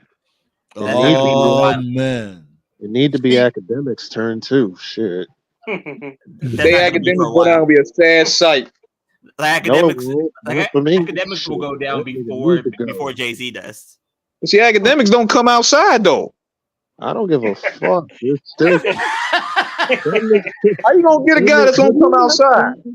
That nigga need to be investigated for real. Most of these motherfuckers don't come outside. They talk shit on the gram and social media. On the real though, That on the real though, pedophile. academics is too busy deep throating Tekashi to even give a shit. And Drake, he been Drake this whole beat. Bro, he deep throats Tekashi and he has a 19-year-old deep throating him. Bro, Come man. on. Bro, man, the fucking world is not ready. Oh, it's Man, interesting look. how things are. I remember when people were finally starting to turn on R. Kelly and like just everybody was speaking out, yeah, fuck him, fuck him, fuck him. There was like this unity against R. Kelly. But as soon as this Diddy shit started to happen, a lot of people were mad quiet, not saying anything. And then Yeah, because Diddy got them tapes. Right. Yeah. Right. And then the shit with Kendrick and Drake about, Drake being a groomer and, being a minor, like, being attracted to the minor. A lot of people have been quiet on that too. So people telling themselves by not saying anything. You can tell. Yeah, you gotta know where them bones is buried. That's what it is. They gotta protect they gotta protect the big fish. Exactly, because them tapes man. Remember they said during the raid, one of the newscasters or whatever, they said they have found some compromising tapes when it comes to high official affiliates. And everybody, the second those statements were made, everybody was shitting bricks nationwide. Yes. Yeah, we ain't seen no F Diddy of this records or nothing. Exactly. That motherfuckers sharing so much bricks, you would think they had ice cold baked macaroni. You know what the scary part is? The scary part was at the beginning of the year, Cat Williams said 2024, all lies will be exposed, and we're only at the halfway point. We got 6 Yo, more. somebody need to call Cat Williams and tell him to close the floodgates. No, I ain't gonna lie. Summer has been a little light, like, you know what I mean? Minus, the deaths and stuff. There's been a lot of deaths so far this summer. But other than that, shit been light. January, oh Jesus Christ. January and February, like 2024 at the beginning of this year was like, I'm gonna kick all of y'all in the balls. No, it's only been quiet during the summer, bro, to put us into a false sense of security. Don't forget that Vince McMahon case that investigation is going on as we speak. That shit's not over. It could come out any day now. Imagine if Vince gets arrested at May or before Mania next year. That's what's happening. People think it's over. Like, no, it's not over. What happened was she was contacted by the government to postpone the case because they're doing their own investigation. Right now, they're building the case. That's what's happening. Just imagine they're doing their prep time right now. Imagine if Vince gets arrested in Vegas before the Hall of Fame ceremonies. That'd be some shit. It's going to be any day now. It's going to be. They're waiting. They're waiting for it because they're petty like that. They're waiting for the most inopportune time to do it, and just like Black. They're gonna wait on Hulk Hogan's birthday to get his ass. No. The worst day is before the Hall of Fame ceremonies. Yeah, either that or Mania. That's the worst time. Something. Yeah. Because some people think, that the Vince stuff, it cooled off. Like, no, bro, they're just building the case. Hey, do y'all miss the McMahon era? Hell no. Hell no. We still got a long way to go, but man, we definitely headed in the right direction. It's a lot better. I miss Vince McMahon, the character, but the Booker, the era. Shit. I agree. No. I do miss Vince McMahon the character. Vince McMahon the character was hilarious as fuck. The greatest Vince McMahon saying of all time is "Life sucks, then you die." Life sucks. He said, "Then you die." He said, "Come on out, you rapist." Hey, Sandman, you saw what I posted? Hey, Sandman, you saw what I posted the other day of Vince giving Median that fade? Oh, yeah. There he is. Get that son of a bitch. Go. Where that son of a bitch? Go get that son of a bitch. When he said, we said, "Oh, life's not fair. Life's not fair." That's true. Life isn't fair. Life sucks. And then Like, You could just smell the breath just seeping through the microphone. Man, when he said that, he said, when I die, I'm gonna go straight to hell. He literally said that like he foresaw his future. Like, he said that with he said that. confidence. Nah, he Yeah, he's really crazy. said He that said though. he was He like, really well, said it. he was like, I heard that God built this earth in 6 days and rested on the seventh. Well, I don't believe in the day off. Yeah, that dude Right. Vince gonna be chilling with Stink Meaner when he goes. That's where he's gonna be at. when he said, He said, "I know." He said, "I know I'm gonna forever burn in hell, but I'm gonna rule." Like, what the when fuck? he said about Shay, he said, like, and the product of my semen, Shay. Shay just looked at him like, what the fuck? Hey, remember, he stepped to the side. Shane stepped to the side like, what the fuck? Let me step to the side before he gets struck down. So this nigga said, you know what he said? I'll never forgive your mother for giving birth to you. Don't forget, man. This dude wanted to do a storyline with his own daughter being pregnant by him a week before telling her you. real life Don't wedding. give no fucks, man. Thank God they scrapped that shit. Good lord. Did he try to do the same thing with Flair? With Flair and Charlotte? Yeah, No, wait. basically, No, Hey, speaking of no, Flair, it you when it wasn't. comes to No, Charlotte, it wasn't. hold on, wait. Let's slow down. It wasn't Charlotte though. Let's slow down. Oh, it was Tori Wilson. No. It was you talking about with Ric Flair and Lacey Evans, right? Yeah. Yeah. It was basically this where Lacey Evans had beef with Charlotte Flair. And Thank God they squashed that shit. Yeah, they that shit teased that would've been affair. terrible. Yeah. But that shit would have been terrible. Thank God they squashed that. Remember, they tongue kissed. Oh. Even Netflix isn't ready for that. Ain't nobody trying to see no Ric Flair and Lacey Evans tongue kiss. Don't she got a husband though, Lacey Evans? Yeah. And I mean, Lacey nothing Evans, wrestling. and Lacey Evans, and I don't see a reason why she would lie about this because she doesn't really give a fuck. She said if she hadn't gotten pregnant, she was going to win the women's title. They had the whole thing planned out. Yeah, that's when they scrapped the storyline between. I believe it because yeah. the direction they were going. I actually believe it because, and once again, Asuka was the champion at the time. She would have been the sacrificial lamb. Which means Asian chick kind of jab. She would have been a sacrificial lamb for the bullshit. Which means Asuka would have been buried beyond repair. All I know is, man, that Tiffany Stratton chick dodged the bullet. Jesus Christ! Come on, it's Tiffy time. You know that. Nah, she really did. She really is lucky that she's. That's why she's you saw what they did to Tony Storm. Tony was like, "I'm getting the fuck out of here." Yeah, I know about that ballet. I know about Lacey Tiffany Evans dodged. being on Tiffany OnlyFans. dodged a massive bullet. I think. What's her face? So Ruka. Yo, you ever watched Lacey Evans on OnlyFans? No, I didn't even know she had one. No. Hey, gotta get it how you for a live. minute. Gotta get it how you live, Playboy. So Ruka dodged a massive bullet. She ain't never wanted to be a wrestler, so what else is she gonna do?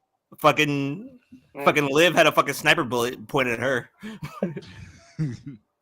Man, everyone that's blonde is lucky Vince is gone. That's all I'm gonna say. Boy, they lucky this locker room is tame compared to how it was back in the day. Them chicks would have been ran all the way through. Damn. He ain't rude about that though. He's not. They would have been ring rats. They would have been ring Flair, rats. Taker, Mr. Perfect locker room. Good lord. The acolytes in there. Yeah. What I want to know is, and I guess we'll never get an answer. I want to know at what point did he stop messing with the wrestlers, and just because it seems like he started. I think it was when Brock threatened to kill him. No, I think it was the Ashley Massaro situation. Oh, no. When Brock threatened to kill him. Because it sounds like Joshua was he good. moved on. Was good, Joshua. Joshua said, "Hope all is well," said, man, and chat from the break room at Walmart. Tell Walmart I said was goody. Yeah. Yeah, we all said was goody. Tell them the Roundtable said what it do though from the Council Clan. We need sponsorships. Word, B. Let them know. Hot pockets. I really think it was the Ashley Massaro situation. Honest to God. That could be the case because it seems to me like he decided to just like hit on like corporate chicks that actually work at the headquarters, and he stopped talking to the wrestlers. I guarantee you the reason why Triple H got a fucking heart attack was because that story came back. That Massaro thing came back.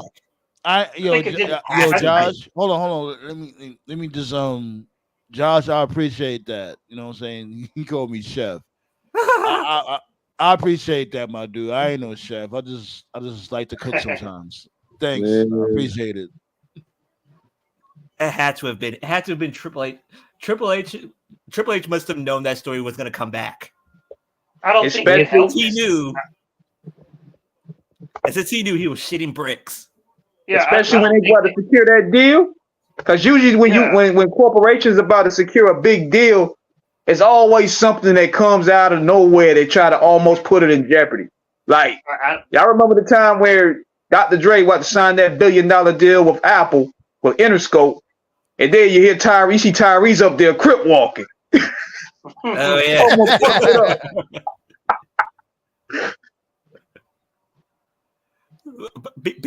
Because like if you think about it, the only person who wasn't panicking was Nick Khan.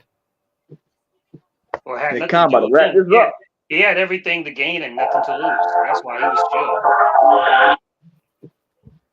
And plus, if this story is true, and that Stephanie discovered an illegitimate child and decided to drop the dime on Vince, if that's true. Damn, I miss Ash. I wish Ashley was still alive. That girl knew where all the bodies were buried. And didn't she commit suicide? Yeah, unfortunately. Yeah, unfortunately. And Vince had absolutely had something to do with that. I don't care. Like, he drove her to do that. She knew where all the bodies were buried. Do you think Ashley would have told on Stephanie? She already had. Her last interview.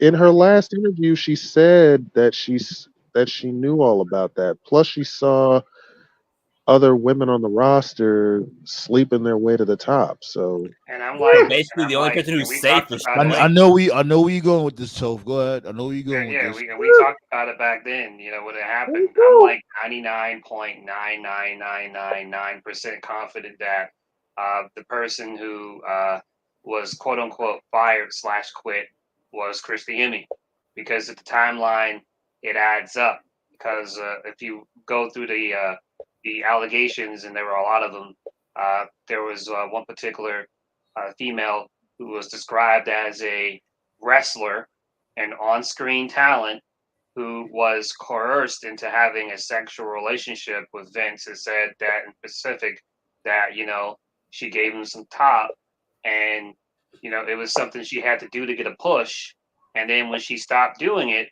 all of a sudden Vince stopped pushing her. And then what happened was, when she made the decision to not do it, she got fired. Yeah. But then the talent was saying stuff like that. No, I wasn't fired. I made the decision to not continue. And if you do the timeline, because I checked up on every chick from that ruthless aggression era, because they said when it happened, this female talent, whoever this talent was, it was in 2005. And when you look at all the girls that were there, like Victoria, Candice Michelle, Mickie James, Trish, Lita, if you look at every single chick from the ruthless aggression era, Christy Hemme is the only one who disappeared in 2005 at the very end. As a matter of fact, she went to OVW for a cup of tea, and I guess they wanted her to go there and get some season, and she was like, nah, I'm good. I think the last feud she was in was with Melina, I think. It was Melina or Mickie James, one of the two. Christy, I think it might have been. If it wasn't Christy, it was definitely Dawn Marie, because she left the same year too. Yeah, because didn't they fire her because she was pregnant or some shit? That was fucking stupid. They fired her top of that old Rick of Vienna side. Yeah, I mean, they blackball.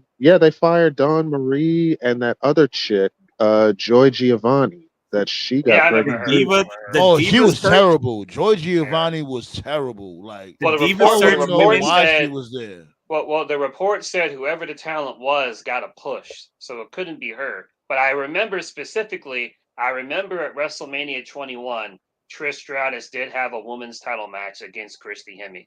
I do remember that. Yeah, The that was diva, Christy Hemi's only title match though. the So diva search, Yeah. the diva search women have fucking horror stories to tell. Yep. You ain't get. That's They why. like, yo, if you That's don't why get for a down, long you ain't time I getting was in. like, where the fuck is? That's why for a long time I was like, where the fuck is Layla? Like she was cool. Nobody knows where she is. She hasn't said anything. She probably blackball. I don't know why she would be. Does She got a she live in major Miami? push too. She lives in Miami, doesn't she? Yeah, she does. I heard she's like a real estate agent now. That's cool. She, Like she y'all probably ain't come. has Hell yeah. she probably has horror stories. Candice Michelle probably has horror stories. Candice Michelle was I really on hope screen. they Yeah, don't. Candice You know what I'm Michelle saying? was on screen making out with Vince. So yeah.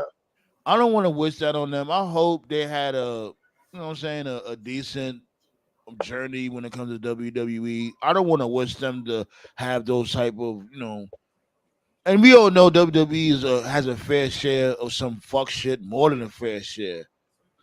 But there's some people that would, basically stay away from the toxicity and just do what they got to do. But And come on now, hopefully, none of them have It was none came of back. that bullying. None of them have shown up. Something's going on. Mm.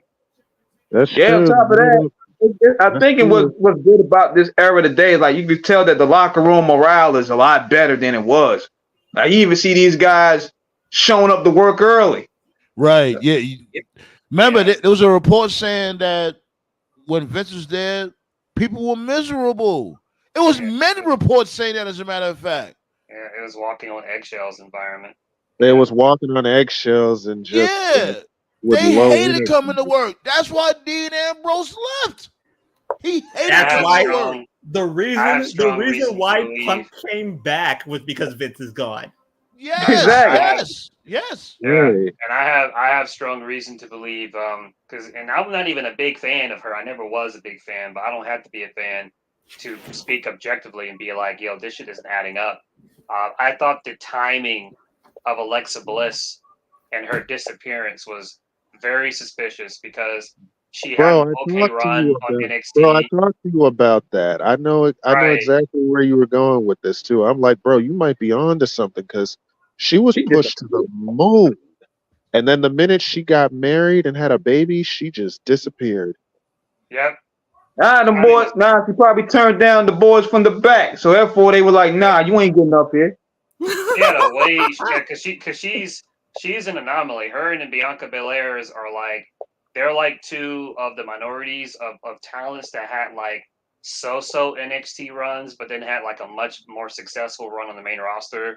They're And diamonds in the she rough. was right, and then she was pushed to the moon, and then Yeah, right around Bianca the time when Belair she is got definitely married in an real life, anomaly. she just disappeared off television. And I was checking up on her because she was on Twitter and shit, and she was saying that like, yo, honeymoon's over, she's cleared, she's not hurt, she's ready to come back to TV. She has And Nah, you posted ain't, they training ain't footage. tapping. That's why they're not getting no call back. You ain't gonna tap. yeah, She has I posted believe training it. footage over the past couple of weeks. yeah, Nah, it that's don't good. matter, Yeah, my That's now, nigga. good. yeah, now she is, but before then, when she first disappeared, like it's like immediately when she got married, they just never brought her back, and she Yeah, that was wasn't when injured. Vince was still there. That was when Vince was still there. And we know how Vince loves his blondes. Even though she's short, he still loves his blondes. So I thought that was suspicious. I'm telling you, Liv Morgan had a motherfucking sniper rifle when Vince was there. Boy, Liv Morgan was definitely next for sure. Vince, she was on the toss-up list, right? I Yep. guarantee she would have been. I'm Why do you just think mad at fucking Liv I'm just mad she broke a PS5. I'm like, come on, Liv. why do you Oh, think God. Mandy Rose changed her hair color? She knew what was up. Oh man, Yo, Mandy Liv, Rose. that PS5 did nothing to you, Liv. The PS5 was completely innocent. Completely innocent. You got beef with Dominic. You got beef with him. You had beef with the PS5. This is a heinous crime. I may be speaking wrong. I might have to change my I prediction. fucked up there, did he? I might have to change my prediction for SummerSlam after that. Like it looks like I might be right. Fucked up my man I might be PS5, right. man. And it might be a situation where Seth is going to try and curb stop CM Punk. CM Punk's going to move out of the way right before. Yeah, Seth. Remember, Seth that wait, before. hold on. But I would say this though. Hold on. Given the fact that what I just said about the whole PS5 debacle, what if they do some shit like this? They just have they find a way to show video of not Liv breaking everything in the it's Dom. Yeah, it's Dom breaking everything up in there. Or what if it's not Dom and it ends up being Finn Balor? I'm thinking Balor tapping. Hey, he ain't tapped. Finn Balor ain't tapped. He fell asleep. Nah, because there's some clues that Finn Balor could be working with Liv. There's some clues on Raw that nobody talked about. But I think it's better. I think it makes more sense if it's Dom. Like some people were saying, it's gonna be both. It's gonna be Dom and Finn Balor being with Liv Morgan. That don't make no sense. I think it should be Dominic. If anything, it should be Finn and JD if they're gonna go that route. They did win the tag titles. Yeah, she did help him. She helped them win the tag titles. You're right. Since you mentioned the PS5 earlier, just as a heads up, I'm not an Xbox guy, but the gamer in me should announce that the 360 store will be shutting down soon. So, I saw that. Enthusiasts, it's so hard out there to say goodbye to yesterday. It's been over for them, honestly. It's been so long since you've been a bum. Pack it up, me. I always hit Xbox. Always been trash to me. I'm not gonna hold you. Like I like a handful of games. Yeah. I like a handful of games from Xbox. I ain't gonna sit there and cap. But mostly, especially when it came to the damn controller, the controller was like holding a brick. Get the fuck out of here with that bullshit. PlayStation had a motherfucking bazooka ready to kill Xbox. You know what they need to bring back though? The PSP, man. That was the shit. I agree. That's why they canceled it. The PSP crawled so the Nintendo Switch could walk. Right. Pretty much. That's the only. Those are the only two consoles that are left: the Switch and the PS5. And shout out to Nintendo. Nintendo, I swear, Nintendo's like the water bug of gaming. Water bug's fucking roaches. You can't kill it. You can't kill Nintendo. Mario's like what? Mario's like, how old is Mario? Like over 100 years at least old. 50.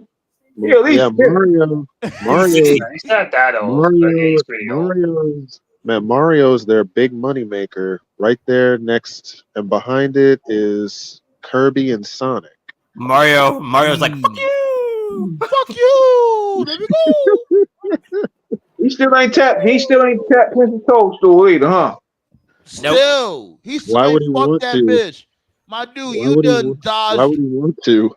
Luigi, he might Luigi as well tapped had that. this dude done dodged all types of bullets. He dodged fire. He was going against dragons, and just to get a damn kiss. He barely got that. Luigi tapped that more than Mario. See, that's why I've always been a Wario guy. Sonic wouldn't do that. Sonic wouldn't tolerate that shit. Sonic was never That's because Sonic was never trying to rescue a girl. Yeah, Sonic didn't give Sonic a fuck. got seized though. Sonic just wanted to run. I don't know. I think Sonic is low key a cokehead if you think of it. Yeah, Sonic is that dude. Sonic is that dude like in school who like skips class every day, yet he somehow has like a B average, and you're like, how? You're never here. I think Sonic is on cocaine. I think Sonic be on cocaine, man. All B was good. Was happening. There's no way you can run. There's no way you can run like that all the time and not be on something. That's caffeine, man. Caffeine my ass. I would say, Sonic's like, more likely to Sonic. have beer and caffeine than Coke. Shit. Sonic does what he does because he wants to save the animals. That's But basically his goal. But Mario bought the shrooms though. Right. Yeah. What I've always loved about Sonic is like how unapologetic Sega is about making anamorphic animals black. Like everyone knows Knuckles is black. Everyone knows Shadow is black. Like they're not even trying to hide it. Like it's like Piccolo. It's like everybody knows Piccolo's black. It's like he's green. No, he's black. You just know. So I So appreciate Arby says Sonic was rescuing Amy. Oh, I remember Amy. I remember her. He only but he only had to rescue her once. In the 360 version, the 360 version was the worst one. No, matter of fact, what was that big head fox bitch from the cartoon? What, Sally? Yeah, Sally. yeah. Sally, Princess Sally. Yeah. See, Sonic's like Spider-Man off Family Guy. You only get one. He'll save you one time. And that's it. Basically, Right. That's why Amy got that big. That's why Amy got that big ass fucking hammer so she could protect herself now. Sonic, he can I ain't gonna really save your move. ass anymore. Sonic, he's got an attitude. Sonic, he's the fastest thing alive. And props to Hollywood for making Keanu Reeves the voice of Shadow for the new movie. No, shouts go out to Hollywood for making Steve Urkel the voice of Sonic. Yes. He's still getting checked from that to this day. Right. That's how you know they black, man. Sonic. Like the Sonic soundtracks were always good. Like the Sega versions. The Sega versions were always good. But you know what's wild though? I started thinking of something, right? That's probably the reason why these kids is weird, man. You see how weird those cartoons in the 90s were? Oh God. Oh wow. Well, yeah. you can't say that like we're the 90s kids. That's what I want to know. We're the 90s kids. Like when we was kids, we can differentiate reality. Weird. Reality. What you mean though? Like when it came to like Ren and Stimpy and what the fuck was that shit? Covers the Cowardly Dog and somebody was on shrooms when they made that shit. I'll be like, what the fuck am I watching, man? SpongeBob. Can't forget SpongeBob. We watched Ninja Turtles and He-Man and Transformers and Voltron. Yo, they canceled the Transformers way too early. All that. The stuff in the 90s was bugged, yo. Like what kind of acid these creators is on? They canceled Transformers way too early for me. I never really been a big Transformers guy. Same. I'll tell you the greatest. Another show I was the greatest cartoon of all time growing up was G.I. Joe's. Hell yeah. You do when G.I. Joe's came off, you knew WWE Superstars was right there. The funny thing is that I really thought this dude Sergeant Slaughter was in the army. I was so heartbroken to figure out this dude never even touched a gun. What? He was never in the army. I'm like, what? It broke my heart, Slaughter man. was not a sergeant. Shit broke my heart, man. That's when you know. It's like finding out Stallone was on steroids. Man, that's when you know kayfabe was real. Shit fucked me up for months, man. Word, I'm like, his last name isn't Slaughter? Not that either? His last name, he got a sergeant and he ain't Slaughter shit? That's not even his name? Oh, come on, son. Man, oh man. Kayfabe got us, man. Kayfabe was real back then, man. I remember. Who remembers this? Who remembers when a Papa Shango put the curse on the Ultimate Warrior, started coughing up blood? Yeah, he was throwing up. I remember that. Like a Saturday Night Slam or some shit like that, or a Saturday Night Slam, Saturday Night Main Event. Saturday Night Main Event. I legit thought that Papa Shango did some voodoo shit. I was like, what? Did he just He just coughed up blood. Yes, they were on some crazy coke back then. Imagine being in a locker room. Imagine being in a locker room in fucking 1989 or whatever fucking year it was, where Jake's like, Randy, I got a good idea.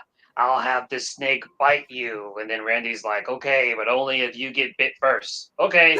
It's like, how is this a conversation? You know, like we talking about who the snake is gonna bite first. This is what we're talking about right now.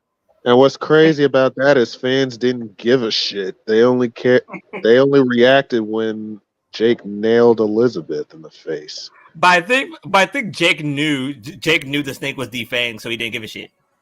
Yeah.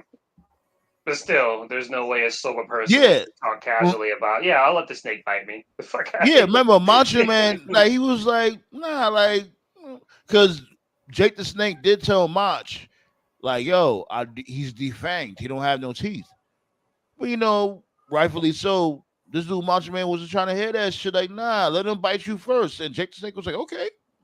Just like that. I'm like, do y'all know how crazy you two gentlemen are? This what we're talking about? We're really talking about getting bitten by a snake on live TV. Like a casual conversation. I guarantee you, Coco Beware must have been snorting massive amounts of cocaine. Oh man. They didn't give a damn back in the day, man. From snakes biting you to Taker throwing niggas off a steel cage on the back of a truck. Good Lord. Shit, even before then, remember, like, reverse police brutality. Remember, when they showed Boss Man all black and blue from an inmate, that was ahead of its time. Because, you know, from around that time, the cops, well, even now, but let's who's the boss man? Like, the cops is known as the aggressor. You never seen photos and video of a cop all black and blue. Nails is forever a hero for whipping up Vince's ass. You ain't never lie. Like I said, there are two heroes from that era. One is Bobby the Brain, because he was right the entire time. Yeah. Two is Nails. Like, he always told us Hogan wasn't shit. But it's like, yo, my dude, stop speaking vague. Just come out with it. Let us know. You being so damn vague, Heenan.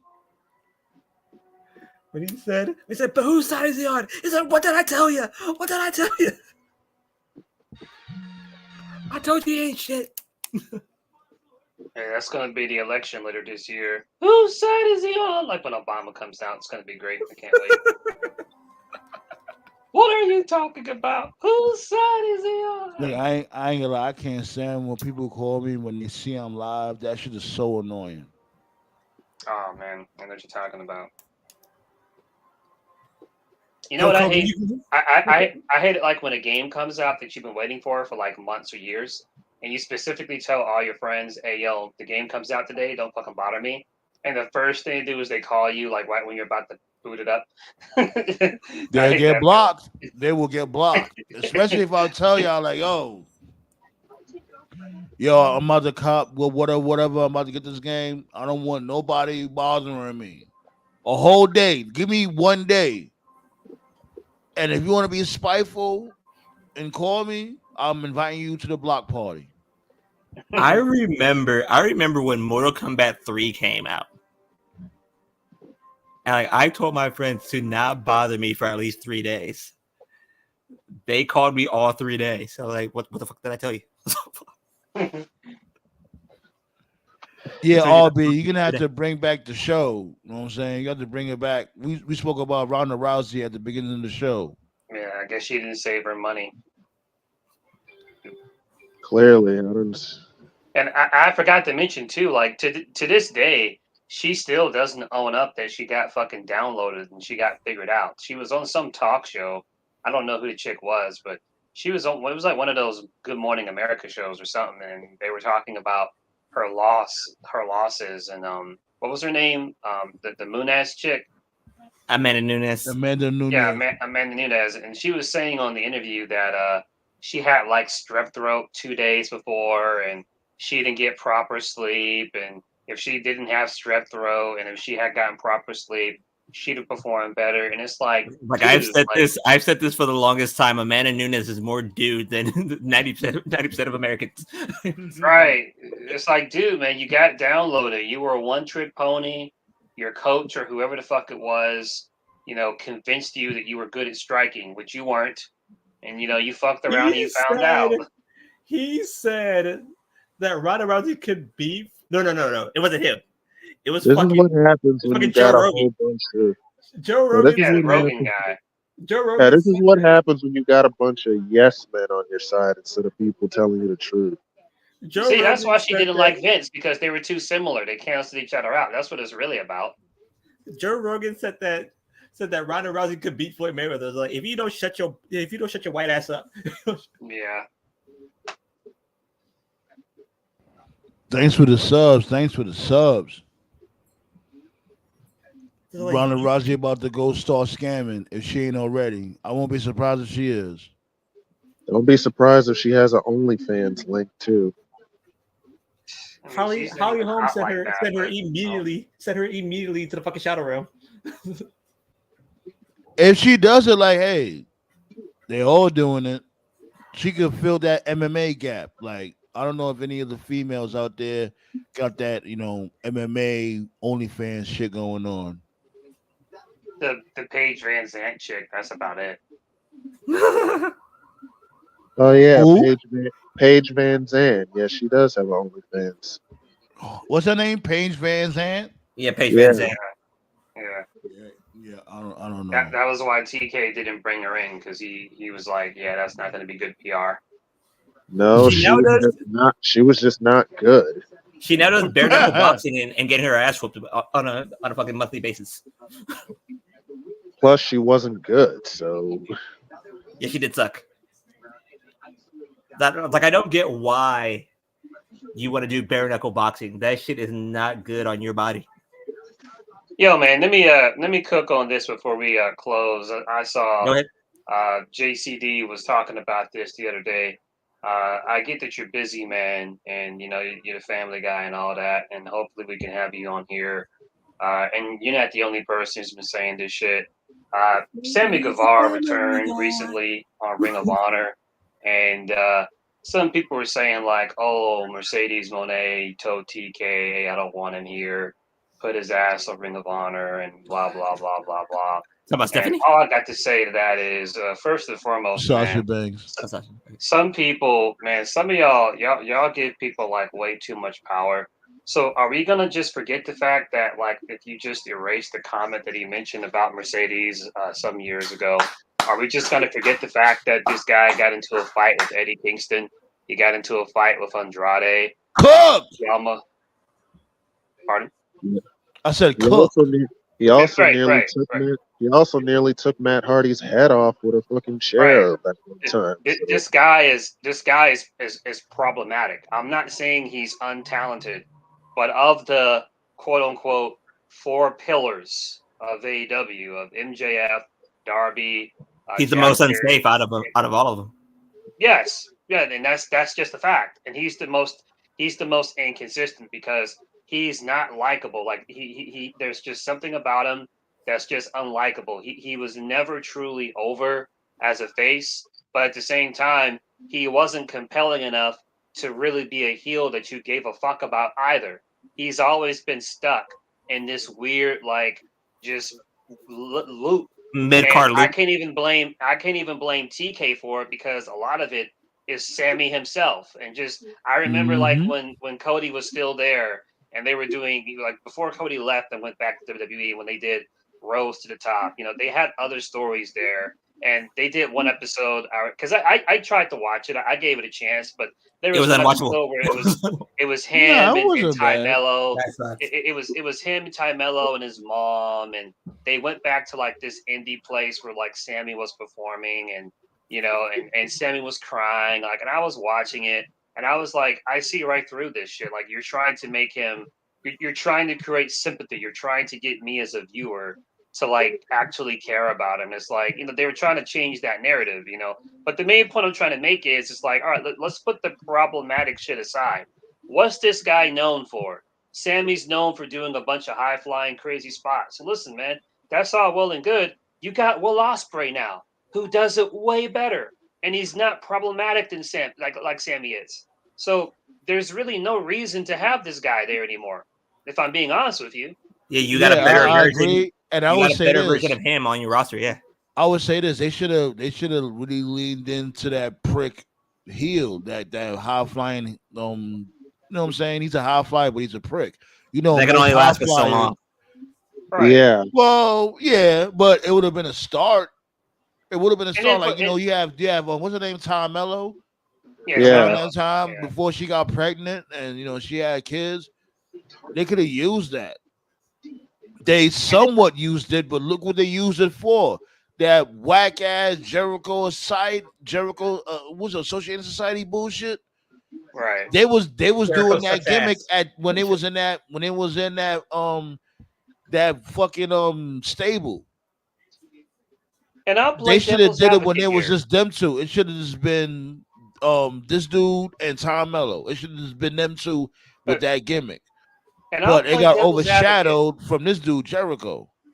Right, and I'll play devil's advocate. Let's put aside everything I just said, and for the sake of argument, let's pretend that Mercedes really did go to TK and said, "Hey, I don't feel comfortable working with him. Put him on Ring of Honor." Right? Let's just say that did happen. Right? Are we just gonna forget the fact that this dude said he would rape her? Like. Exactly. That's not something you joke about. Now, I understand that, like, all of us here at the Roundtable, all of us here are over 30, right? So we're older of course. than I imagine a lot of younger listeners. And I understand that with every generation, they have their own slang and term and shit. But that's never, when it came to that word, that's never been a popular slang ever.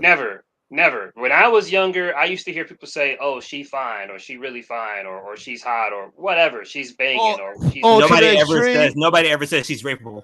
Yeah, or to the extreme, you would say, "Oh, I'll fuck the shit out that bitch." You say that, "I'll fuck the shit out of her." You know, I would like, come on, B. Right. And it fucking annoys me because I see like Gen Z people who will say stuff like, and this is what like annoys me because they're so fucking entitled. I'll see like Gen Z kids be like, "Oh, well, he was young when he said that. Give him a break." And when I hear that, that pisses me off because it's like, well, unreal. I was young. I knew that shit was wrong to say. So if I knew it was wrong, I knew that shit was wrong when I was fucking what, 7? Yeah. 5? The fuck? Yeah. Right. So, but anyway, I'm not saying Sammy's not talented, but like to TK's credit, he's given this guy like chance after chance after chance, and like it never works out. Honestly, when you look at current AEW, there really isn't a spot for him anyway. He's a Puerto Rican. He's a Puerto Rican version of Jeff Hardy, a fuck up machine. I get. Yeah, to an extent. Yeah. So he should be thankful that TK is even letting him work Ring of Honor. Like personally, if I was him, I'd just fire him or let his contract lapse. That's what I do. I just don't think he's going to bring anything to the company anymore. I don't know where he could go at this point. I don't know. Maybe TNA. WWE will not even touch him at this moment. I would assume TNA, or he can go to AAA. He does some shows in Mexico, so but TNA that might very quickly close. I think he could do something in Ring of Honor. Let him stay there, and then I don't mind him being there. And then when he's in Ring of Honor, he could go to other wrestling promotions. And also we get that y'all don't like Mercedes. That's fine, but she does not have that kind of political pull. And that's the thing that killed me with motherfuckers when they come to her. Like when she give me 1 second, let me cook. Like when she sets her boundaries, every time when Sasha Banks, Mercedes Renee, whatever you want to call her, as soon as she sets her boundaries, she gets called all different types of names. As soon as she set a boundary, oh, look at this entitled bitch, and look at this. I'm like, damn. And yeah, I ain't gonna lie. I'll be the first to call a female a particular type of name for entertainment's sake, of course. But it'll be warranted given the context. But there's no way you can sit there and call Sasha Banks a slut or whatever the case may be because she never gave off slutty behavior. You never looked at her and think of a slut or whatever. Entitled, maybe. You can throw that out there. Why not? But a slut. I feel like if the same situation happened to a white chick, nobody would care. Like if someone made a comment, they would never call her a Tiffany's, slut ever. If someone made a comment about like Tiffany Stratton or Bailey or like Becky Lynch, if someone said, "Oh, I would rape her" like 5 years ago, and then they made the decision to not want to be on the same roster, people would just be like, "Okay, respectable." Nobody would make a fuss about it, you know. So it's just another example of like a black person, or in this case, a black woman, standing their ground, and people feel some kind of way about it. You know, you can't be mad at this dude for making that decision. Like, nah, you said you was gonna rape her. You cannot be on the same show. That's on you, sir. The only part that was kind of like off-putting about Mercedes was the whole 5 feet rule thing. They were taking pictures and like the fan was she was not wrong for setting that boundary because these fans are weird. Did you see the pics of the fans? They be all huggy. They'll do the most. Try to cop a feel. Yeah, the fans nowadays are fucking weird, especially online. They would spend like $200 to really like hug and squeeze and like. Yeah, when she was at the Comic-Con thing with Camille, she had like because I saw people were complaining about it. She had like 6 security guards, and people were complaining like, "Oh, this bitch is uppity. She thinks she's better." It's like, no, it's because you guys are fucking weirdos. That's why. That's not saying how she has to fucking security. Exactly, man. Come on now. She think because I paid $200. Not her. Excuse me. The fans think I paid $200, so I should take a pic with her, however I may please. You could take a picture with her, but don't touch on her. Shit. Yeah, true. Like, weren't they like super hugged up on Bailey, anyways? Yeah. Yeah. And even that was cringy, like, you know, Bailey tried to play it off and all, but you see in her face the cringe. Mm-hmm. But she just played it off just, you know, for the sake of the company and the pick. Right. So to kind of close the book on Sammy, he's kind of almost like a mini CM Punk in a sense where shit just keeps happening. Nah, he ain't. Some of it. He ain't Punk. He's fucking Jeff Hardy. He's fucking Jeff Hardy. Yeah, right. So in the case of Sammy, here's what I would do. Like, personally, I would fire him or let his contract relapse. But you know, TK's nice; he's going to keep him. So what I do is put him in Ring of Honor, which he's at. Let him stay there for a year, and if he can go 1 full year with like no bullshit, no shenanigans, then bring him back to AEW. You love and while he's there, you love your yearly shit, your yearly probations. You love that shit. No, I'm just saying because a year is a fair enough. A year to me is a considerable amount of time. It's not too long. So basically, suspend him for a year. No, not suspend him for a year. Just basically keep his no. Like suspend him from AEW, but not from the. Yeah. You know, I will keep him a Ring of Honor for 1 year, and if he can go 1 full year with no shenanigans, without saying anything stupid, no freak injuries, then I would very slowly integrate him back into AEW. And Sammy, I doubt that by some miracle you even would know what our show is or even listen to it. While you're there, I would recommend that you fucking pick a side. Because this tweener shit doesn't work for you. MJF chose to be a heel. Well, he tried to be a face. I think he's better as a heel. Fair enough. Darby is a face. Fair enough. Jack Perry's doing his thing as a heel. Fair enough. Sammy of the 4 pillars, he never chose one. He was stuck. Like, I'm not a big Jack Perry fan either. But what I'm saying is that of the 4 pillars, they're treating him like he's a motherfucking Terminator. Sammy to me is the most inconsistent pillar. He's not really a face. He's not really a heel. the fans don't fuck with him enough to want to get behind him like that, but they don't hate him enough to want him to see like be a dominant heel either. He's just stuck in this weird like nothing limbo because he doesn't really have a character, not really. So while he's in Ring of Honor, I say he needs to work on that character where he wants to be. You know what I think he should be. You know what I think he should be before we get up out of here because we way over time, but we having a great conversation. That's why I'll let the shit flow. Remember that show Charles in Charge? Mm-hmm. Yeah, kind of sort of.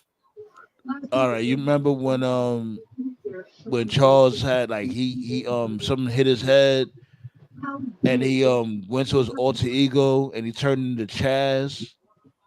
Oh yeah. I know I'm showing my age, but basically it's like all right, like basically this dude will have an alter ego.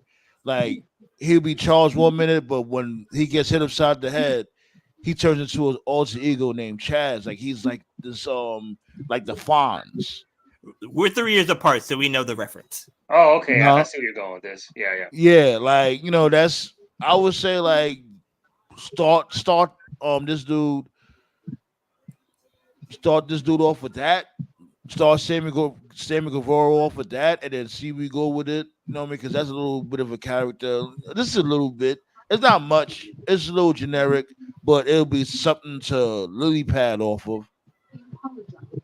So it's on him for him. It's on him that he's in this predicament right now. Will you complain if he's out and out fired? No. Okay. Because he's had several chances. Yeah. Several.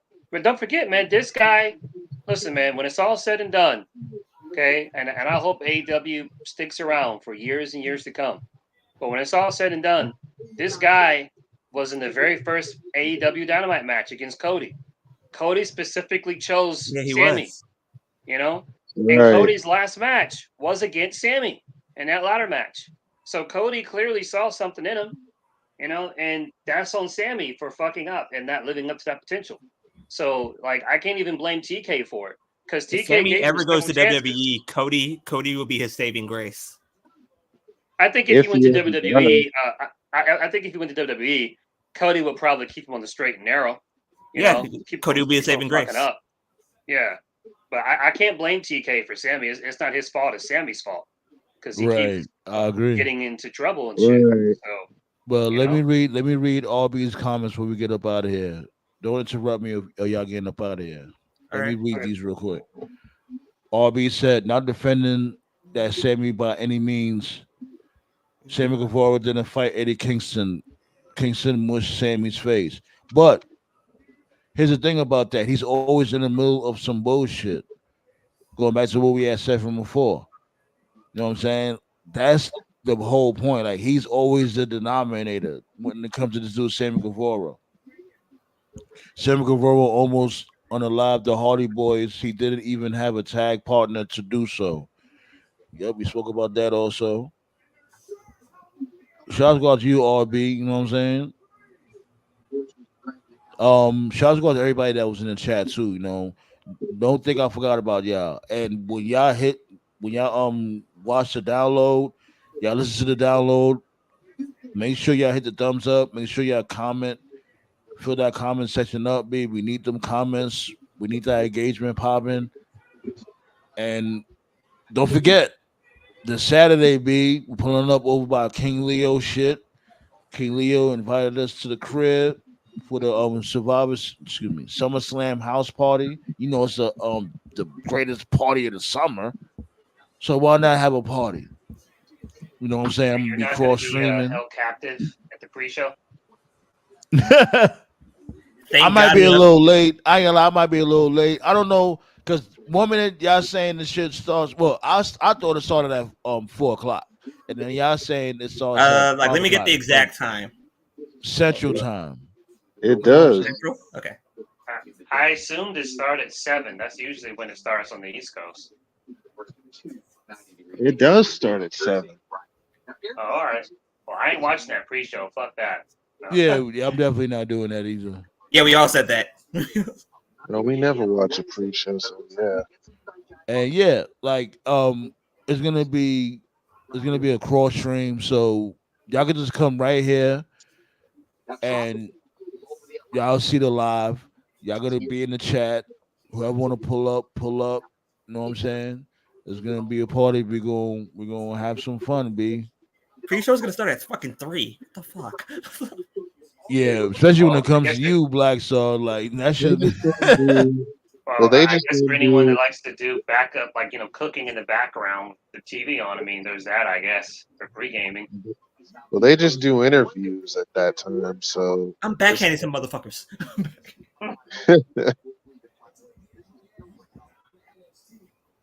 Oh my But god. before then, we're gonna pull up on Friday and we're gonna do our predictions on Friday, B.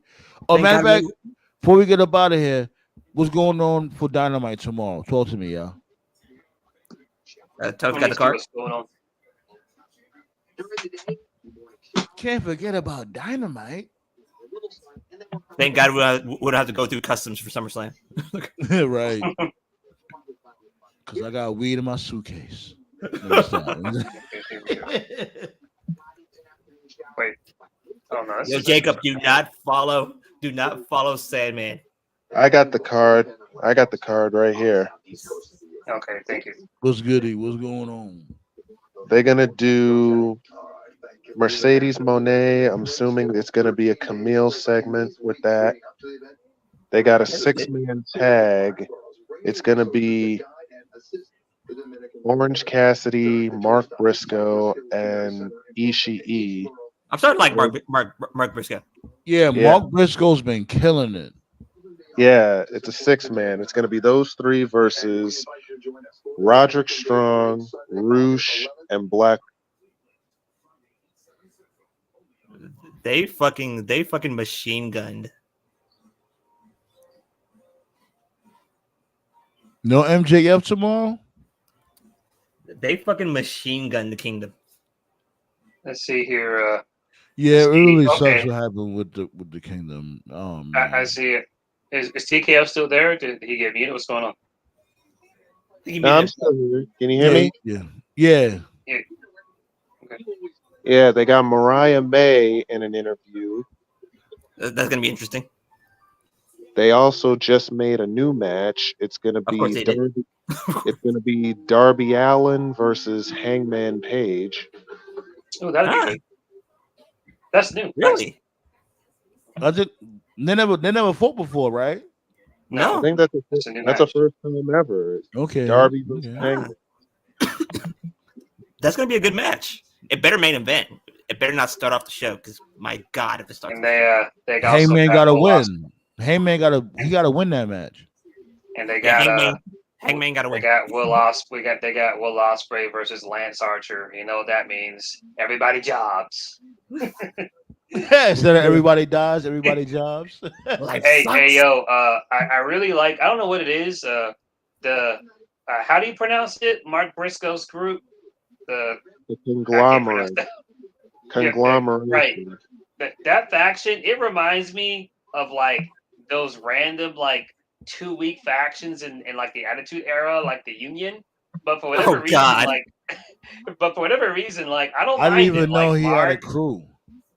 yeah, like it's Mark Briscoe, Orange Cassidy, and Ishii, and Kyle O'Reilly. And it started like it's just like this thing they would do, like on like Rampage or like Ring of Honor tapings. But actually, I don't mind it. They play off each other really well. It's really entertaining, and it's a great showcase for Mark Briscoe. So yeah, I like it. It's cool. Mark Yeah. Briscoe don't need any of them motherfuckers. Like, No, what I doing? agree. I'm just Yeah. saying I find it entertaining. That's all. Yeah. And I love Kyle O'Reilly. Y'all know how, man. Look, I think Kyle Kyle O'Reilly is O'Reilly- being treated like I don't even know. Kyle He's the one O'Reilly that gets This is the a Chinese setup for food. Kyle O'Reilly being in the Kingdom.